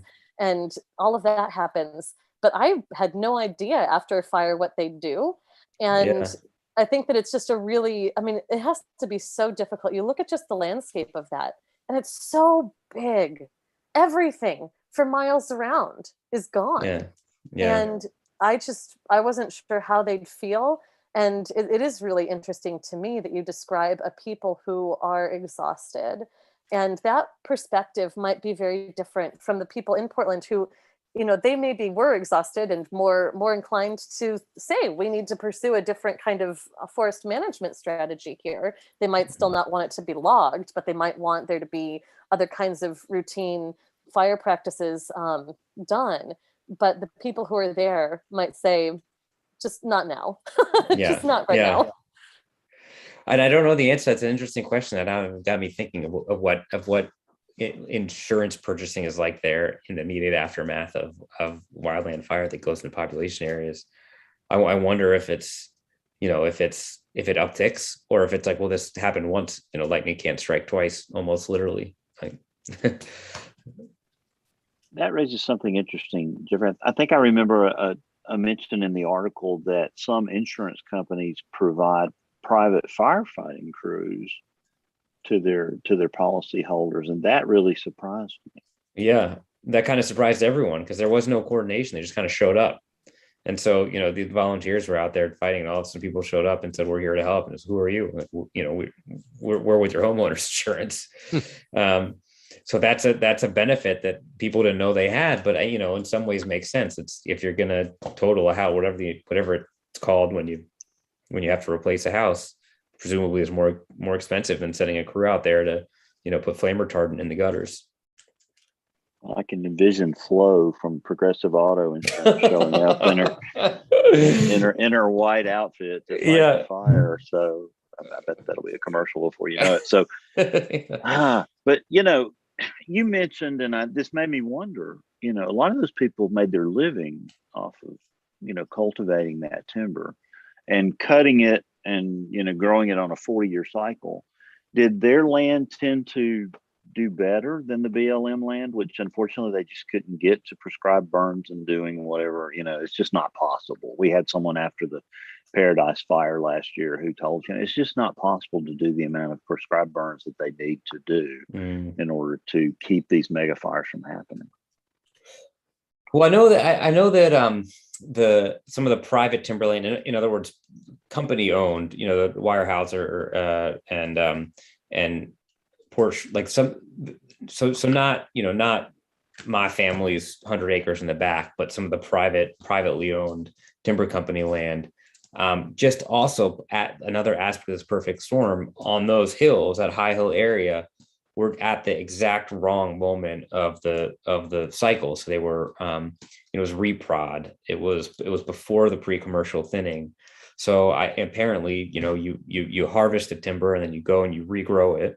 And this is all stuff that I've just learned, or think I learned, and I'm sure I'm getting this wrong, but you know, you replant to when you've harvested the timber, but you replant more than you need. And then at a certain point in the cycle, you go in, you thin, but you're not thinning it out to sell it, but so that the sturdier, healthier trees can.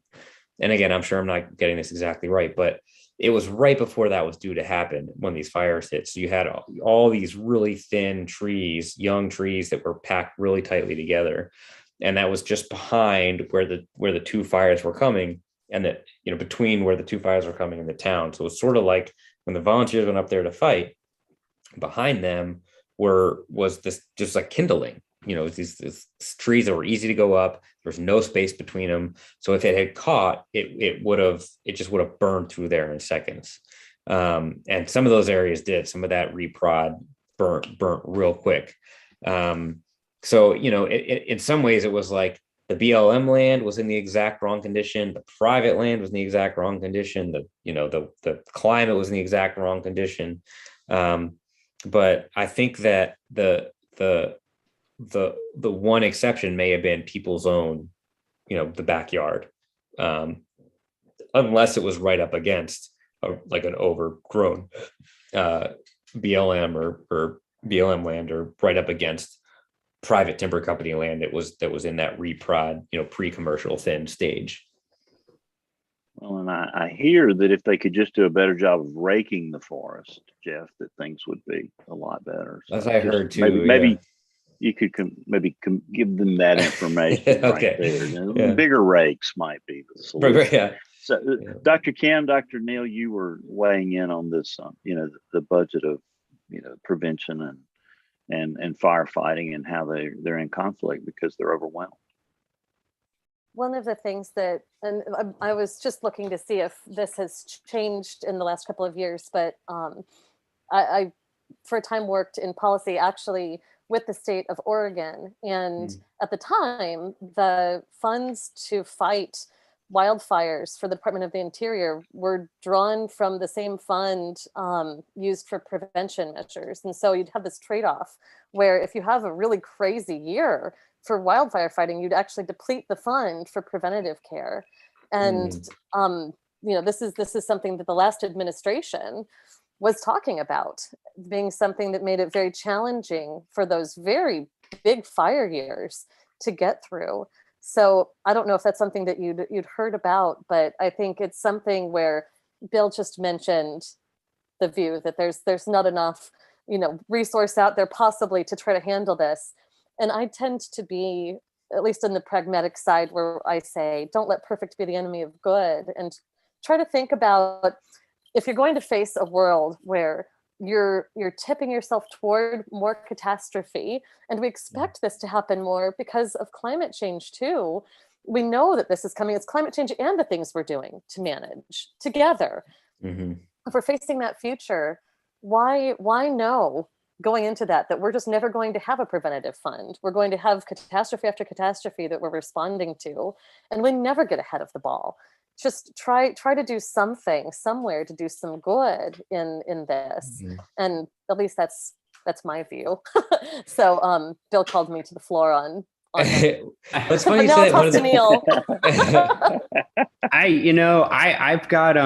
I've got some theories on this, and of course I can't really prove it, but it's a lot easier from an optics and congressional perspective to go get money for an event after the fact than to say you paid for something that then you prevented, because how can you say, hey, you know what, I saved you from that event that never happened?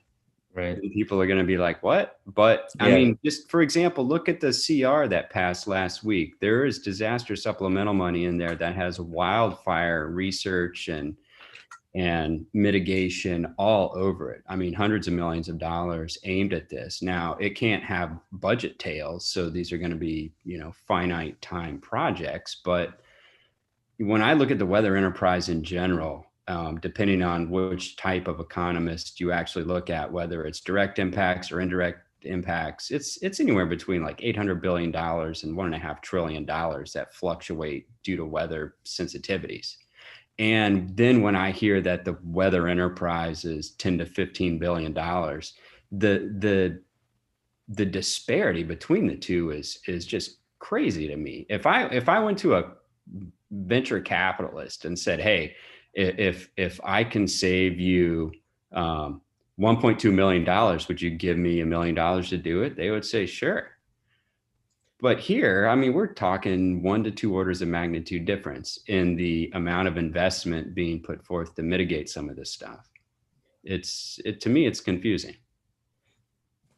Just anecdotally, one of the first people that I talked to sort of help set me straight with this story, he studied forest management in school, but also works in disaster management and has some equation. I can't remember where he gets it from, but something about how preparedness is like 6 times more inexpensive than response or something like that. Yeah, there's this saying in disaster sciences: ounce of prevention is worth a pound of cure. And that's what that is. It would be so much cheaper for us to take this on the front end and try to do something to manage and mitigate ahead of time. But yeah, I think Neil hit some of this on the head with, it's just not something that, just like infrastructure spending typically is, it's just not something that it's not is sexy. Right, it's not sexy. Like maintenance is not something anyone runs on. Everyone runs on change. Right. And we actually, for things like disaster management and prevention, we need really, really, really good, diligent maintainers. People who are very good at seeing to the resources that we currently have. That's just those unsung heroes, like the people in your story where you were talking about, the man who knew where everything was and how to deploy it, and a wise shepherd of resources. That's what we sorely need. And you're right. So this was one of the things I love about your story and the way you told it. It's really that having that shrewdness.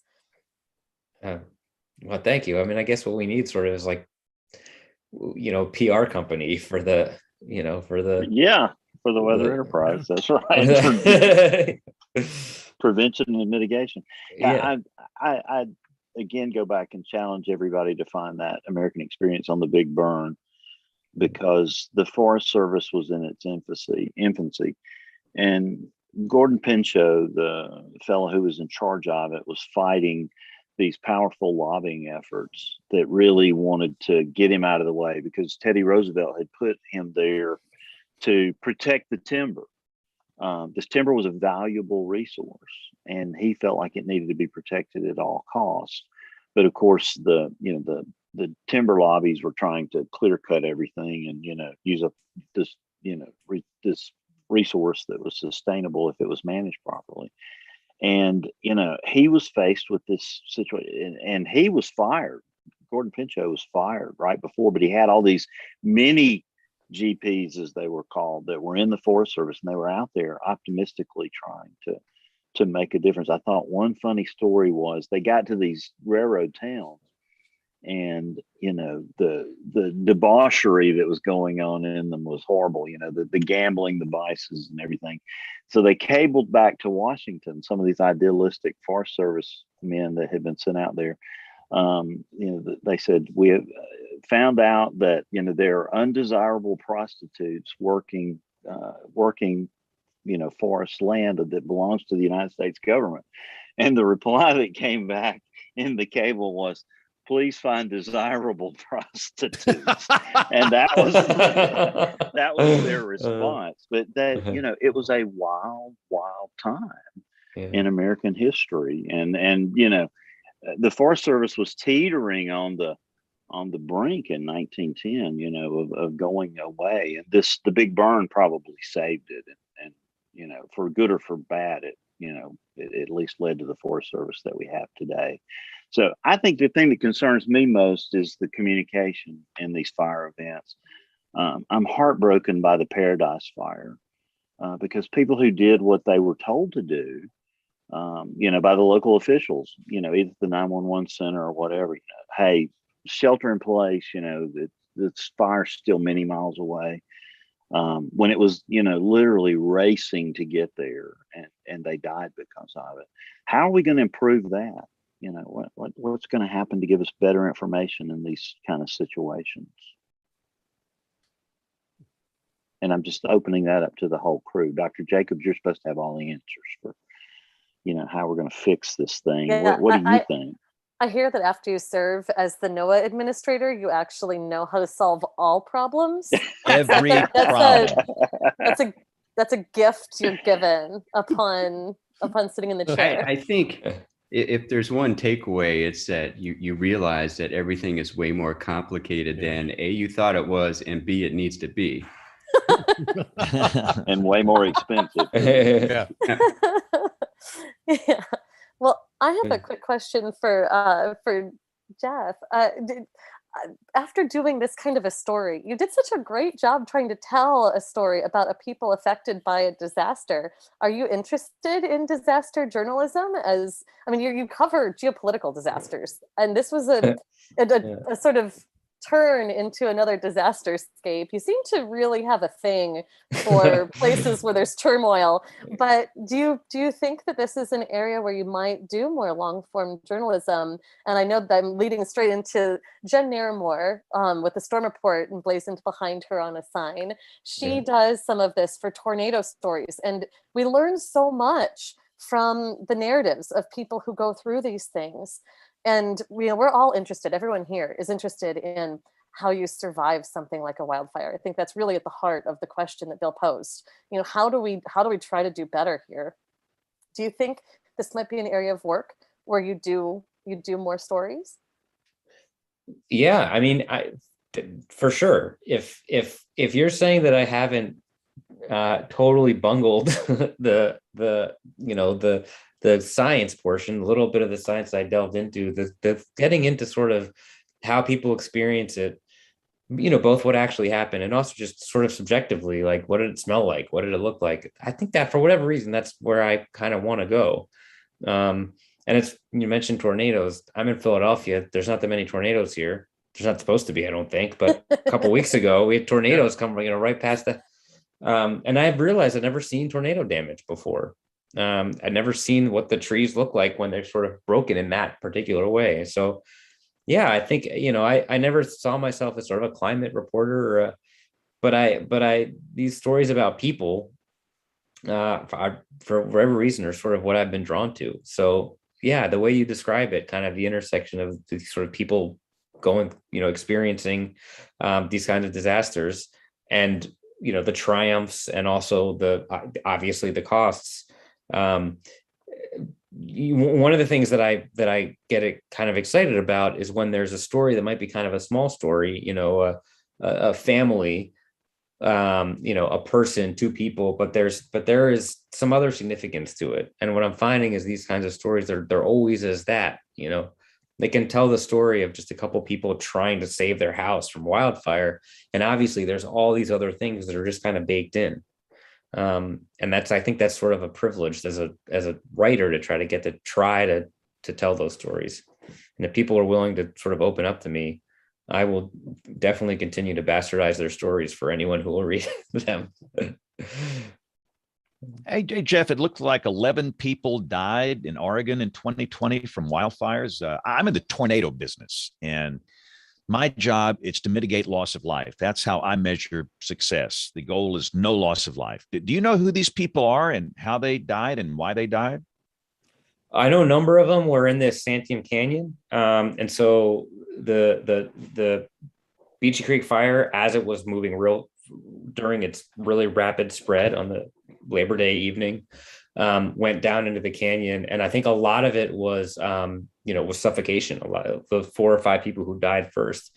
I don't think it was from burning. I think it was from lack of oxygen or smoke inhalation. Was there adequate warning for those people to leave? Did they not leave and know this was coming? What went wrong here? Yeah, because anytime somebody dies, something goes wrong. Yeah, there was not adequate warning in the sense that they had gone to bed with a fire that was 15 miles away, deep in the wilderness, and woke up to chunks of trees being hurled from updrafts at their homes, and there just was not a lot of ways of egress because it was a canyon. There had been, the National Weather Service put out a red flag warning, but even people who, like people who ended up volunteering to fight these fires, people who are acquainted with fires, who have spent summers fighting wildland fires, didn't, one of the guys said to me, like, well, the news exaggerates. It's what it does. And obviously I couldn't argue with him on that point. But it was, but that can't happen here. This is rainforest, like I know I've said this a million times. So I think there's a fair amount of denial, well-reasoned denial, if that's not a total oxymoron. And then a fair amount of just this wind event was so unprecedented that these fires came roaring out of the wilderness with very little precedent and not a lot of warning. Kim, it sounds like some of the issues we deal with in the weather business, doesn't it? Oh, yes, very much so. Very, very much so. One of the things that I was just thinking about was what you just described sounds like another event that just happened very near you, the flash flooding fatalities that occurred in the Northeast and especially New York City metro area. And, while the tornadoes were going on and those captured all the, attention at the time, the lethal hazard was really the flooding. And that was a quieter story that became more important. But yeah, this question of, you have a red flag warning out. Is that enough for all the circumstances you described, especially the issue of, well, where do you go? It's not just where is the hazard right now, it's where is it going? And you did such a beautiful job describing the disorienting feeling of being in that. And I think that that's something we really, really need to work to capture for that hazard and for everyone. I mean, that I think sums up flooding too. I think it's very, very easy to be disoriented because there's not necessarily a rhyme or reason. There's really not. And I'm glad you brought that up, because another thing that I'd forgotten was that there was some debate about how much to warn people and what to tell them, because one thing obviously you don't want to do is, and it's cliche, you don't want to create a panic, but also if at some point you do need people to evacuate, you don't want those roads to be clogged by people who didn't actually need to evacuate. And then another thing, and this is probably not new to any of you, but to me it was pretty novel, was that the fire was changing jurisdiction. It was a disaster that was changing jurisdiction as it moved. And that's not something I'd ever really covered before or was acquainted with. So, this is BLM land, and that's Forest Service land, and this is Willamette Valley land. And it's hard enough, I would imagine, to coordinate something that's moving. It's not a structure fire, it's moving, let alone, now you're in control. Now this person's in control. Now that person's in control. And it's state and it's local and then it's federal. And it seems like it's just sort of custom built to just confuse government, Sounds like a social science problem, Kim. This is another problem for you. So there you go. Thank you. That's usually where you end up with this. Exactly. Physical science is not enough. Half of the battle is social science. And I hate to do this. We've got to pause here because we've gone over 90 minutes. And Jeff, I don't know if you can hang around for a few more minutes or not, but if you can, that would be great. We have to pause very quickly and do Tony Rice and his astronomy report. We've got Jen's This Week in Tornado History. We're going to come back and we'll do the weather roundup, the picks of the week, and much more as WeatherBrains rolls along. Looking beyond the atmosphere, here's Tony Rice with your astronomy outlook. NASA isn't on speaking terms with the Mars rovers and orbiters right now, and it's all the sun's fault. The same is true of the European Space Agency as well as India's space agency. Just before midnight Eastern this Wednesday, Mars will reach solar conjunction. Earth, the sun, and Mars will be in a straight line.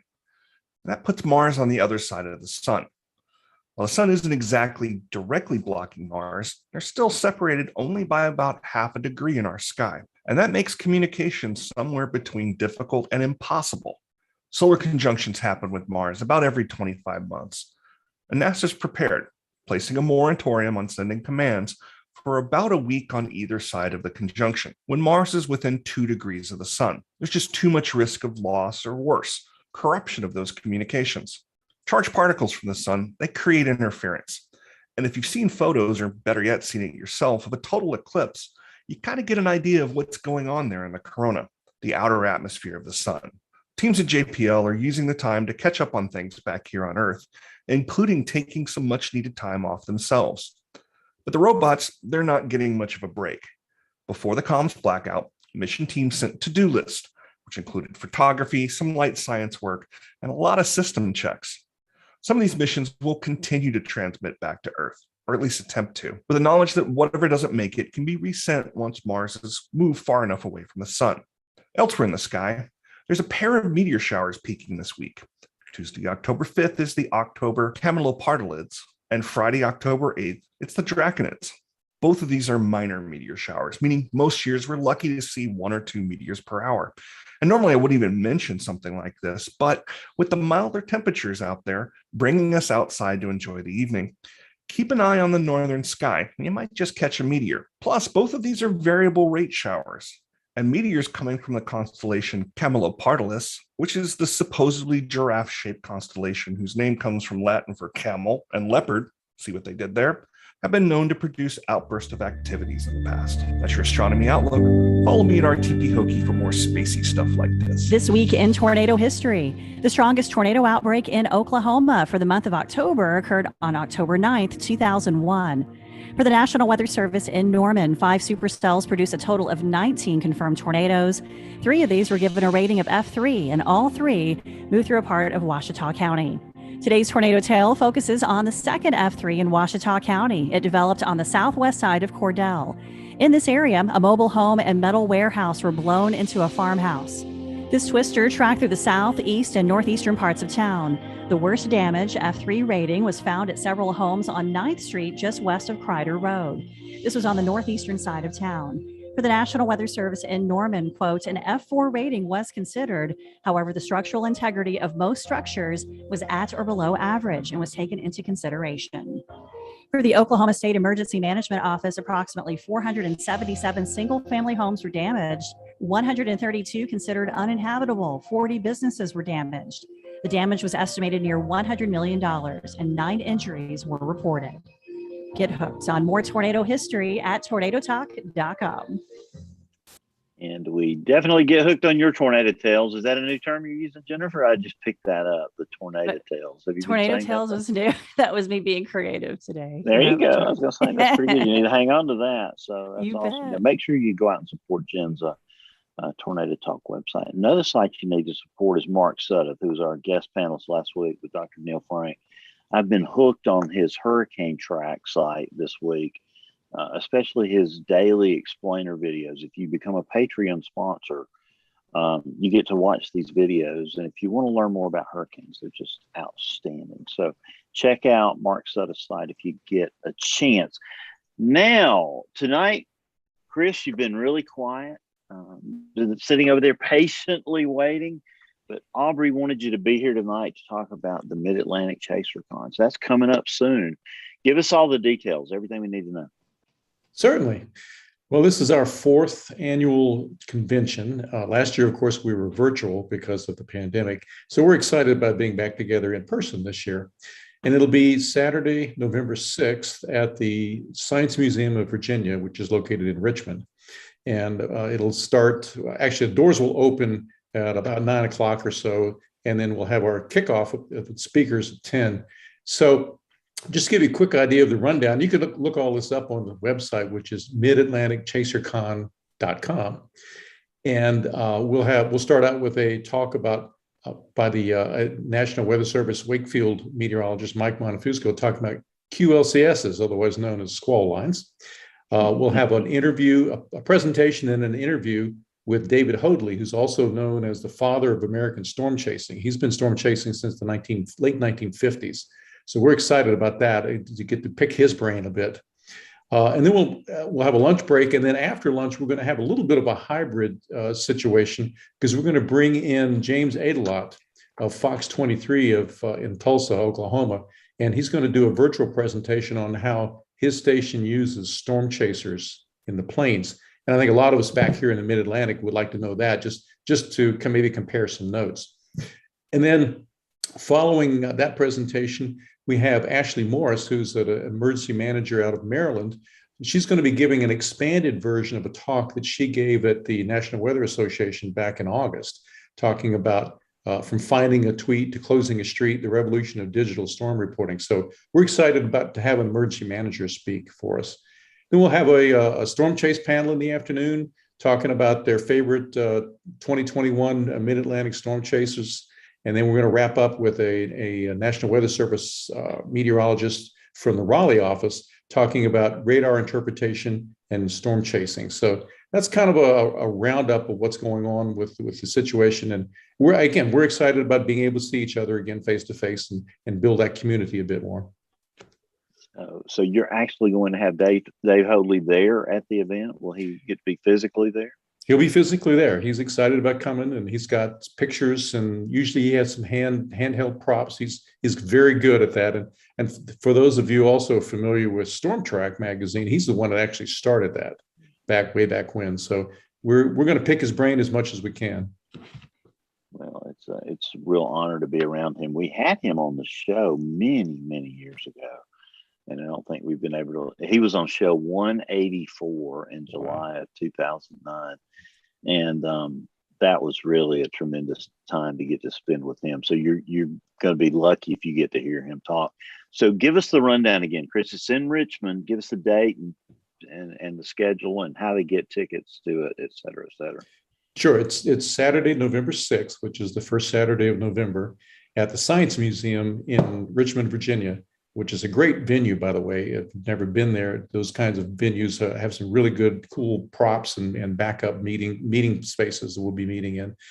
And tickets are available. There's a link on the website, midatlanticchasercon.com, to buy advance tickets. And there will be some limited tickets probably available at the door, but it depends on the capacity. So we'll see how that goes. And I see our friends at the Stormfront Freaks are actively involved. Are they going to do some creative there with you while the event's going on?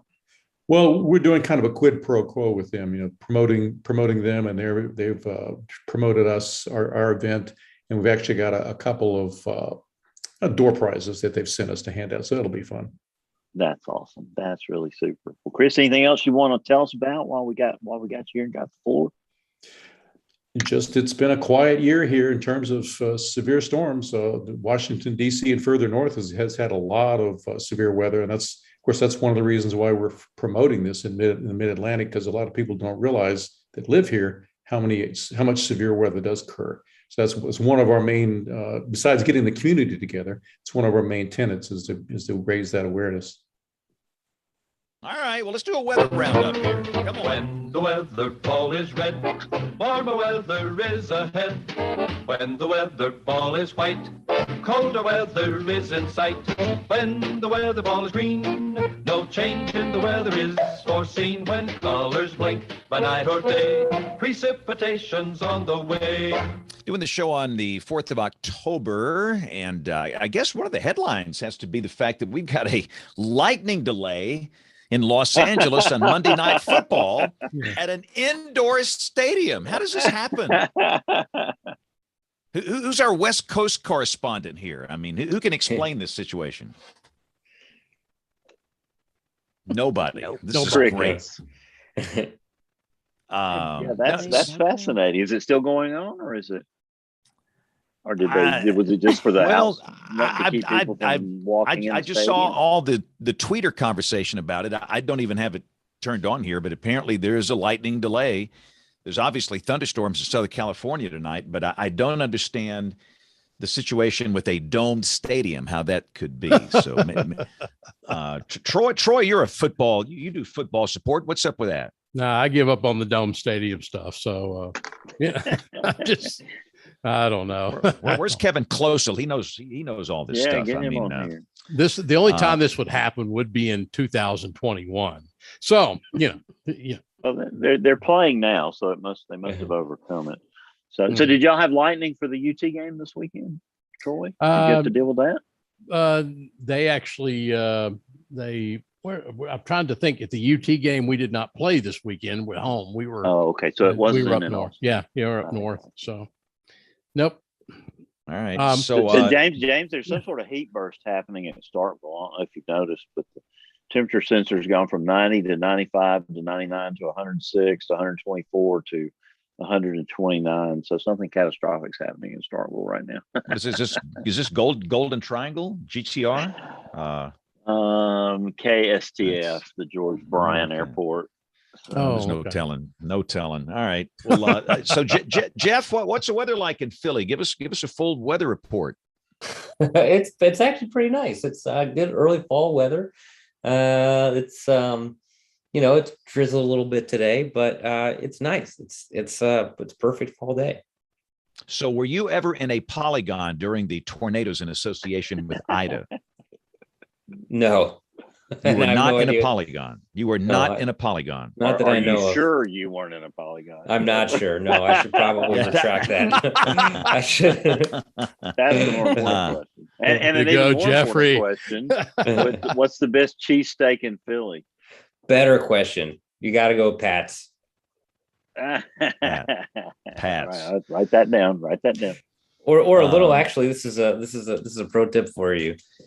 Steve's Prince of Steaks. Not usually. This is a deeper cut, but they have American cheese that is of Cheese Whiz consistency. This is like Nobel Prize winning innovation. I was gonna say, Span, have you been to the Philly Stadium? We're going next year. Scott Palmer. So Scott taking Palmer, notes? who did sports with me here 40 years ago, works for the Phillies. He's been with the Philly. He went up there to Channel 6 WPVI. Yeah. And from there he went to the Philadelphia Phillies, and he came back this summer and he said, "You guys have not been to a Phillies game. What's the matter with you?" So he's got us all fixed up for next summer. So we will be in Philadelphia at a Phillies game next summer. So I have taken all of the notes. I've taken all of these notes and we'll save them for that trip. So great. I thought the Phillies were going to overtake my Braves. It was nervous there for a minute, but we got our fourth division pennant in a row. So I'm excited about that. Yeah, the Red Sox deal was close too. The Yankees and the Red Sox. It is going to be a vintage game tomorrow night. But this is not baseball brains. This is weather brains. Dr. Jacobs, you are our John Hope of the show here. So we kind of got the tropics quiet. Sam is becoming post-tropical. Victor has dissipated. Anything left in the tank for the rest of the hurricane season? I think we'll probably see a little bit more activity. I mean, it's winding down. It's going to be hard. I think you get a lot of recurves when these cold fronts start coming through, but we still got some heat in the ocean, so there's probably more to come. Okay, and of course, hurricane season technically goes to the end of November, but we all know we've had systems later than that, so we will see. But we're running late here, so let's go right. And by the way, Aubrey is out this week. We've got a bunch of email. We'll promise we'll do a long email segment next week. But let's go to picks of the week. And Jeff, just fair warning. You need to come up with a pick that's something involving weather or maybe something that you like anyway. We're going to let everybody else pick, and we'll come to you at the end. This can be a website, article, book, hardware, software, whatever. So Let's begin with Troy Kimmel in Austin, Tejas. Can you give me, James, the ability to share screen for a second? I can certainly do that. So I'm just going to make, I figured this would be interesting. Try it now. Let's see what happens here. And yeah, that's what I want to do. I assume everybody can see the radar from Los Angeles. Yes. And this is offshore. And see, this is Allison House lightning. Los Angeles itself, there's a special marine warning out here in the waters to the west.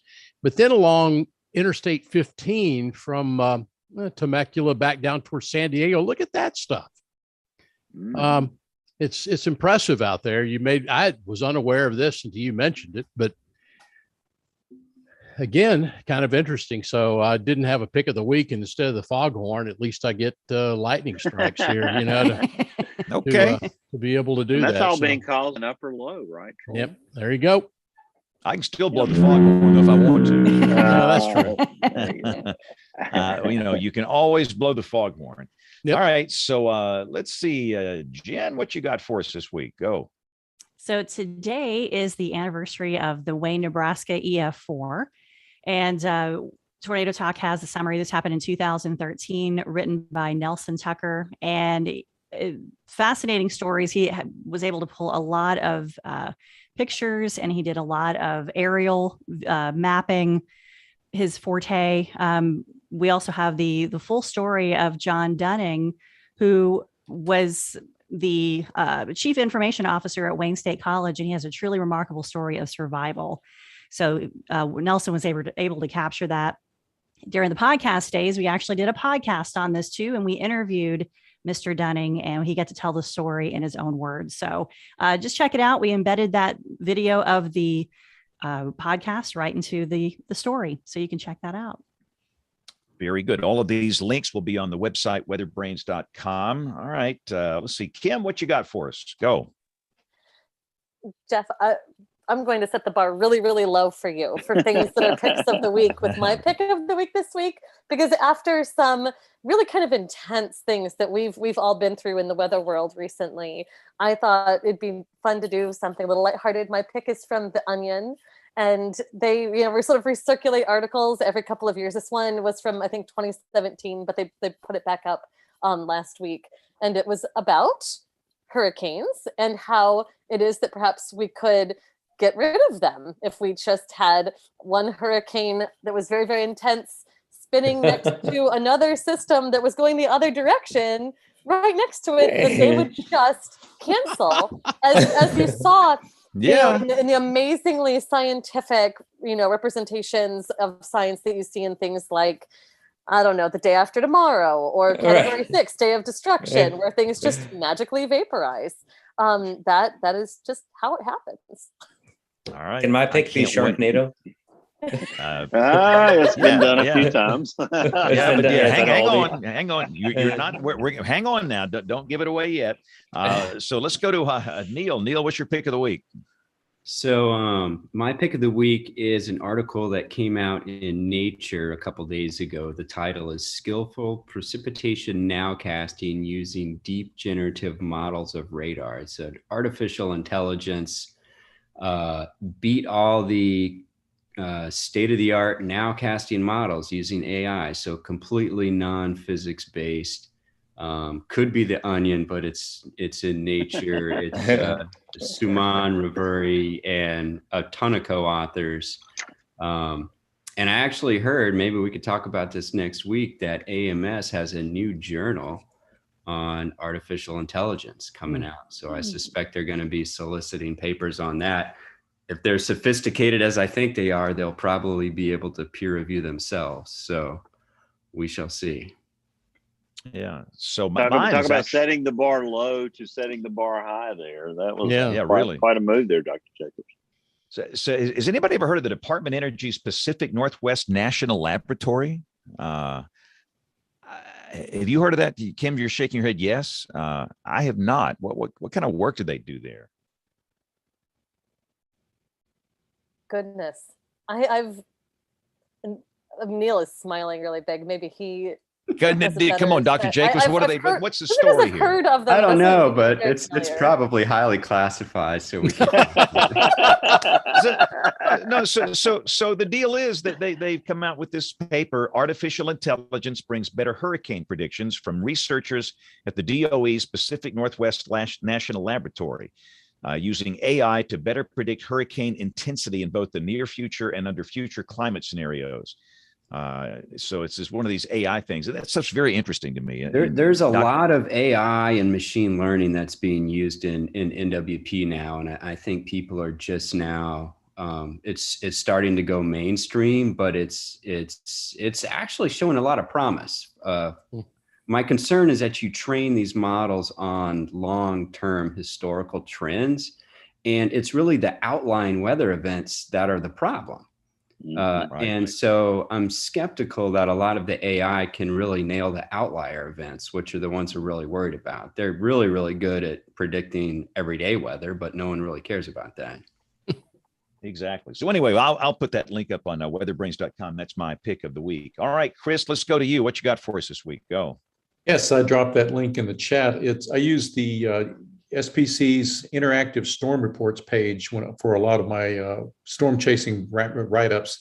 And it gives you the ability to pick the date, zoom in as close as you want countywide, click on the dots and get all the information there. So that's my pick. I also wanted to throw out part B would be, has anybody on the panel seen the trailers for the movie coming out 13 Minutes? Working on that. We're trying to get the big stars, but we have to pass the bar of whether we have enough reach. So Kim, I think it's your turn to go find the person that was involved in this program, because when they find out there's only 8 people watching this show, it's like, the 8 people on the panel here. Yeah. So who have I missed here? Bill, let's go to you. Bill, what you got? Yeah, I wanted to shout out to our old friend Bruce Thomas, who endowed the Charles Wax Endowed Climatology Faculty Fellowship at Mississippi State University, and the very first one has been awarded to our old friend Michael Brown. And so that's really a great thing that Bruce did. And Dr. Wax is just a legend, as everyone knows. And as they point out in the article, 1 out of 3 people right now in meteorology in the country are coming out of Mississippi State. So. Great article. Shout out to Bruce for what he did there, because it's going to continue to make good things happen. Well, I got to tell you something else, Bill, just to follow up with you. I was looking at the Charles Brown at the airport at Starkville, and you mentioned the 95 temperature. You missed the fact that the dew point was also 95. There you go. 100% humidity. Wow. So like I have a problem. There's a little problem with the sensor there. What do you think? I think it must have gotten struck by lightning. You think? Gracious. I was looking at the radar. It didn't look like a classic microburst. No.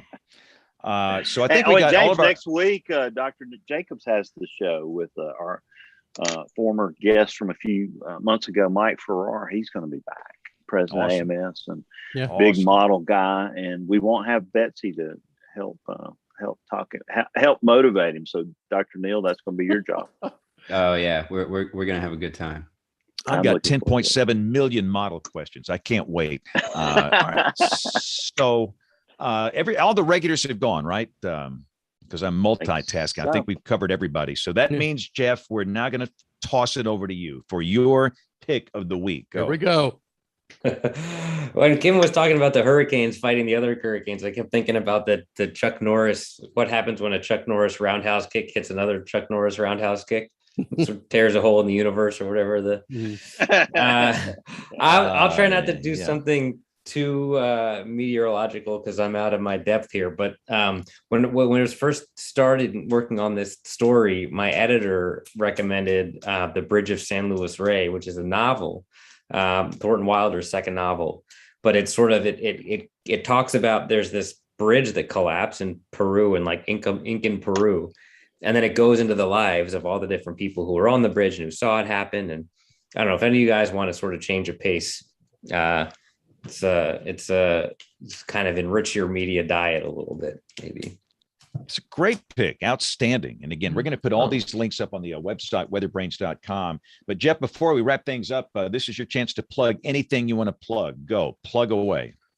Website, Twitter, Gram, Facebag, whatever. I guess website, jeffreyeastern.com. It's a little messy, but most of my stuff is there. And buy books, buy the books. Definitely don't have to read them. But buy them, please. That's it. Exactly. It's been a real honor to have you on the show tonight. Thank you guys so much taking the invite to come. This has been great. Meant a lot to us. Thank you all. It's been a great discussion. So thanks so much, Jeff. And listen, if you're new to this, we typically do the show Monday nights. We have a new start time for those that like to watch live or listen live. We start at 8 o'clock Eastern, 7 o'clock Central. That's our new earlier start time every week. And again, for those watching on the TV side, we'll be doing this every Monday night. So thanks for joining us early. Of course, most people listen. We know that. They listen to the audio podcast version. So subscribe in your favorite podcast app.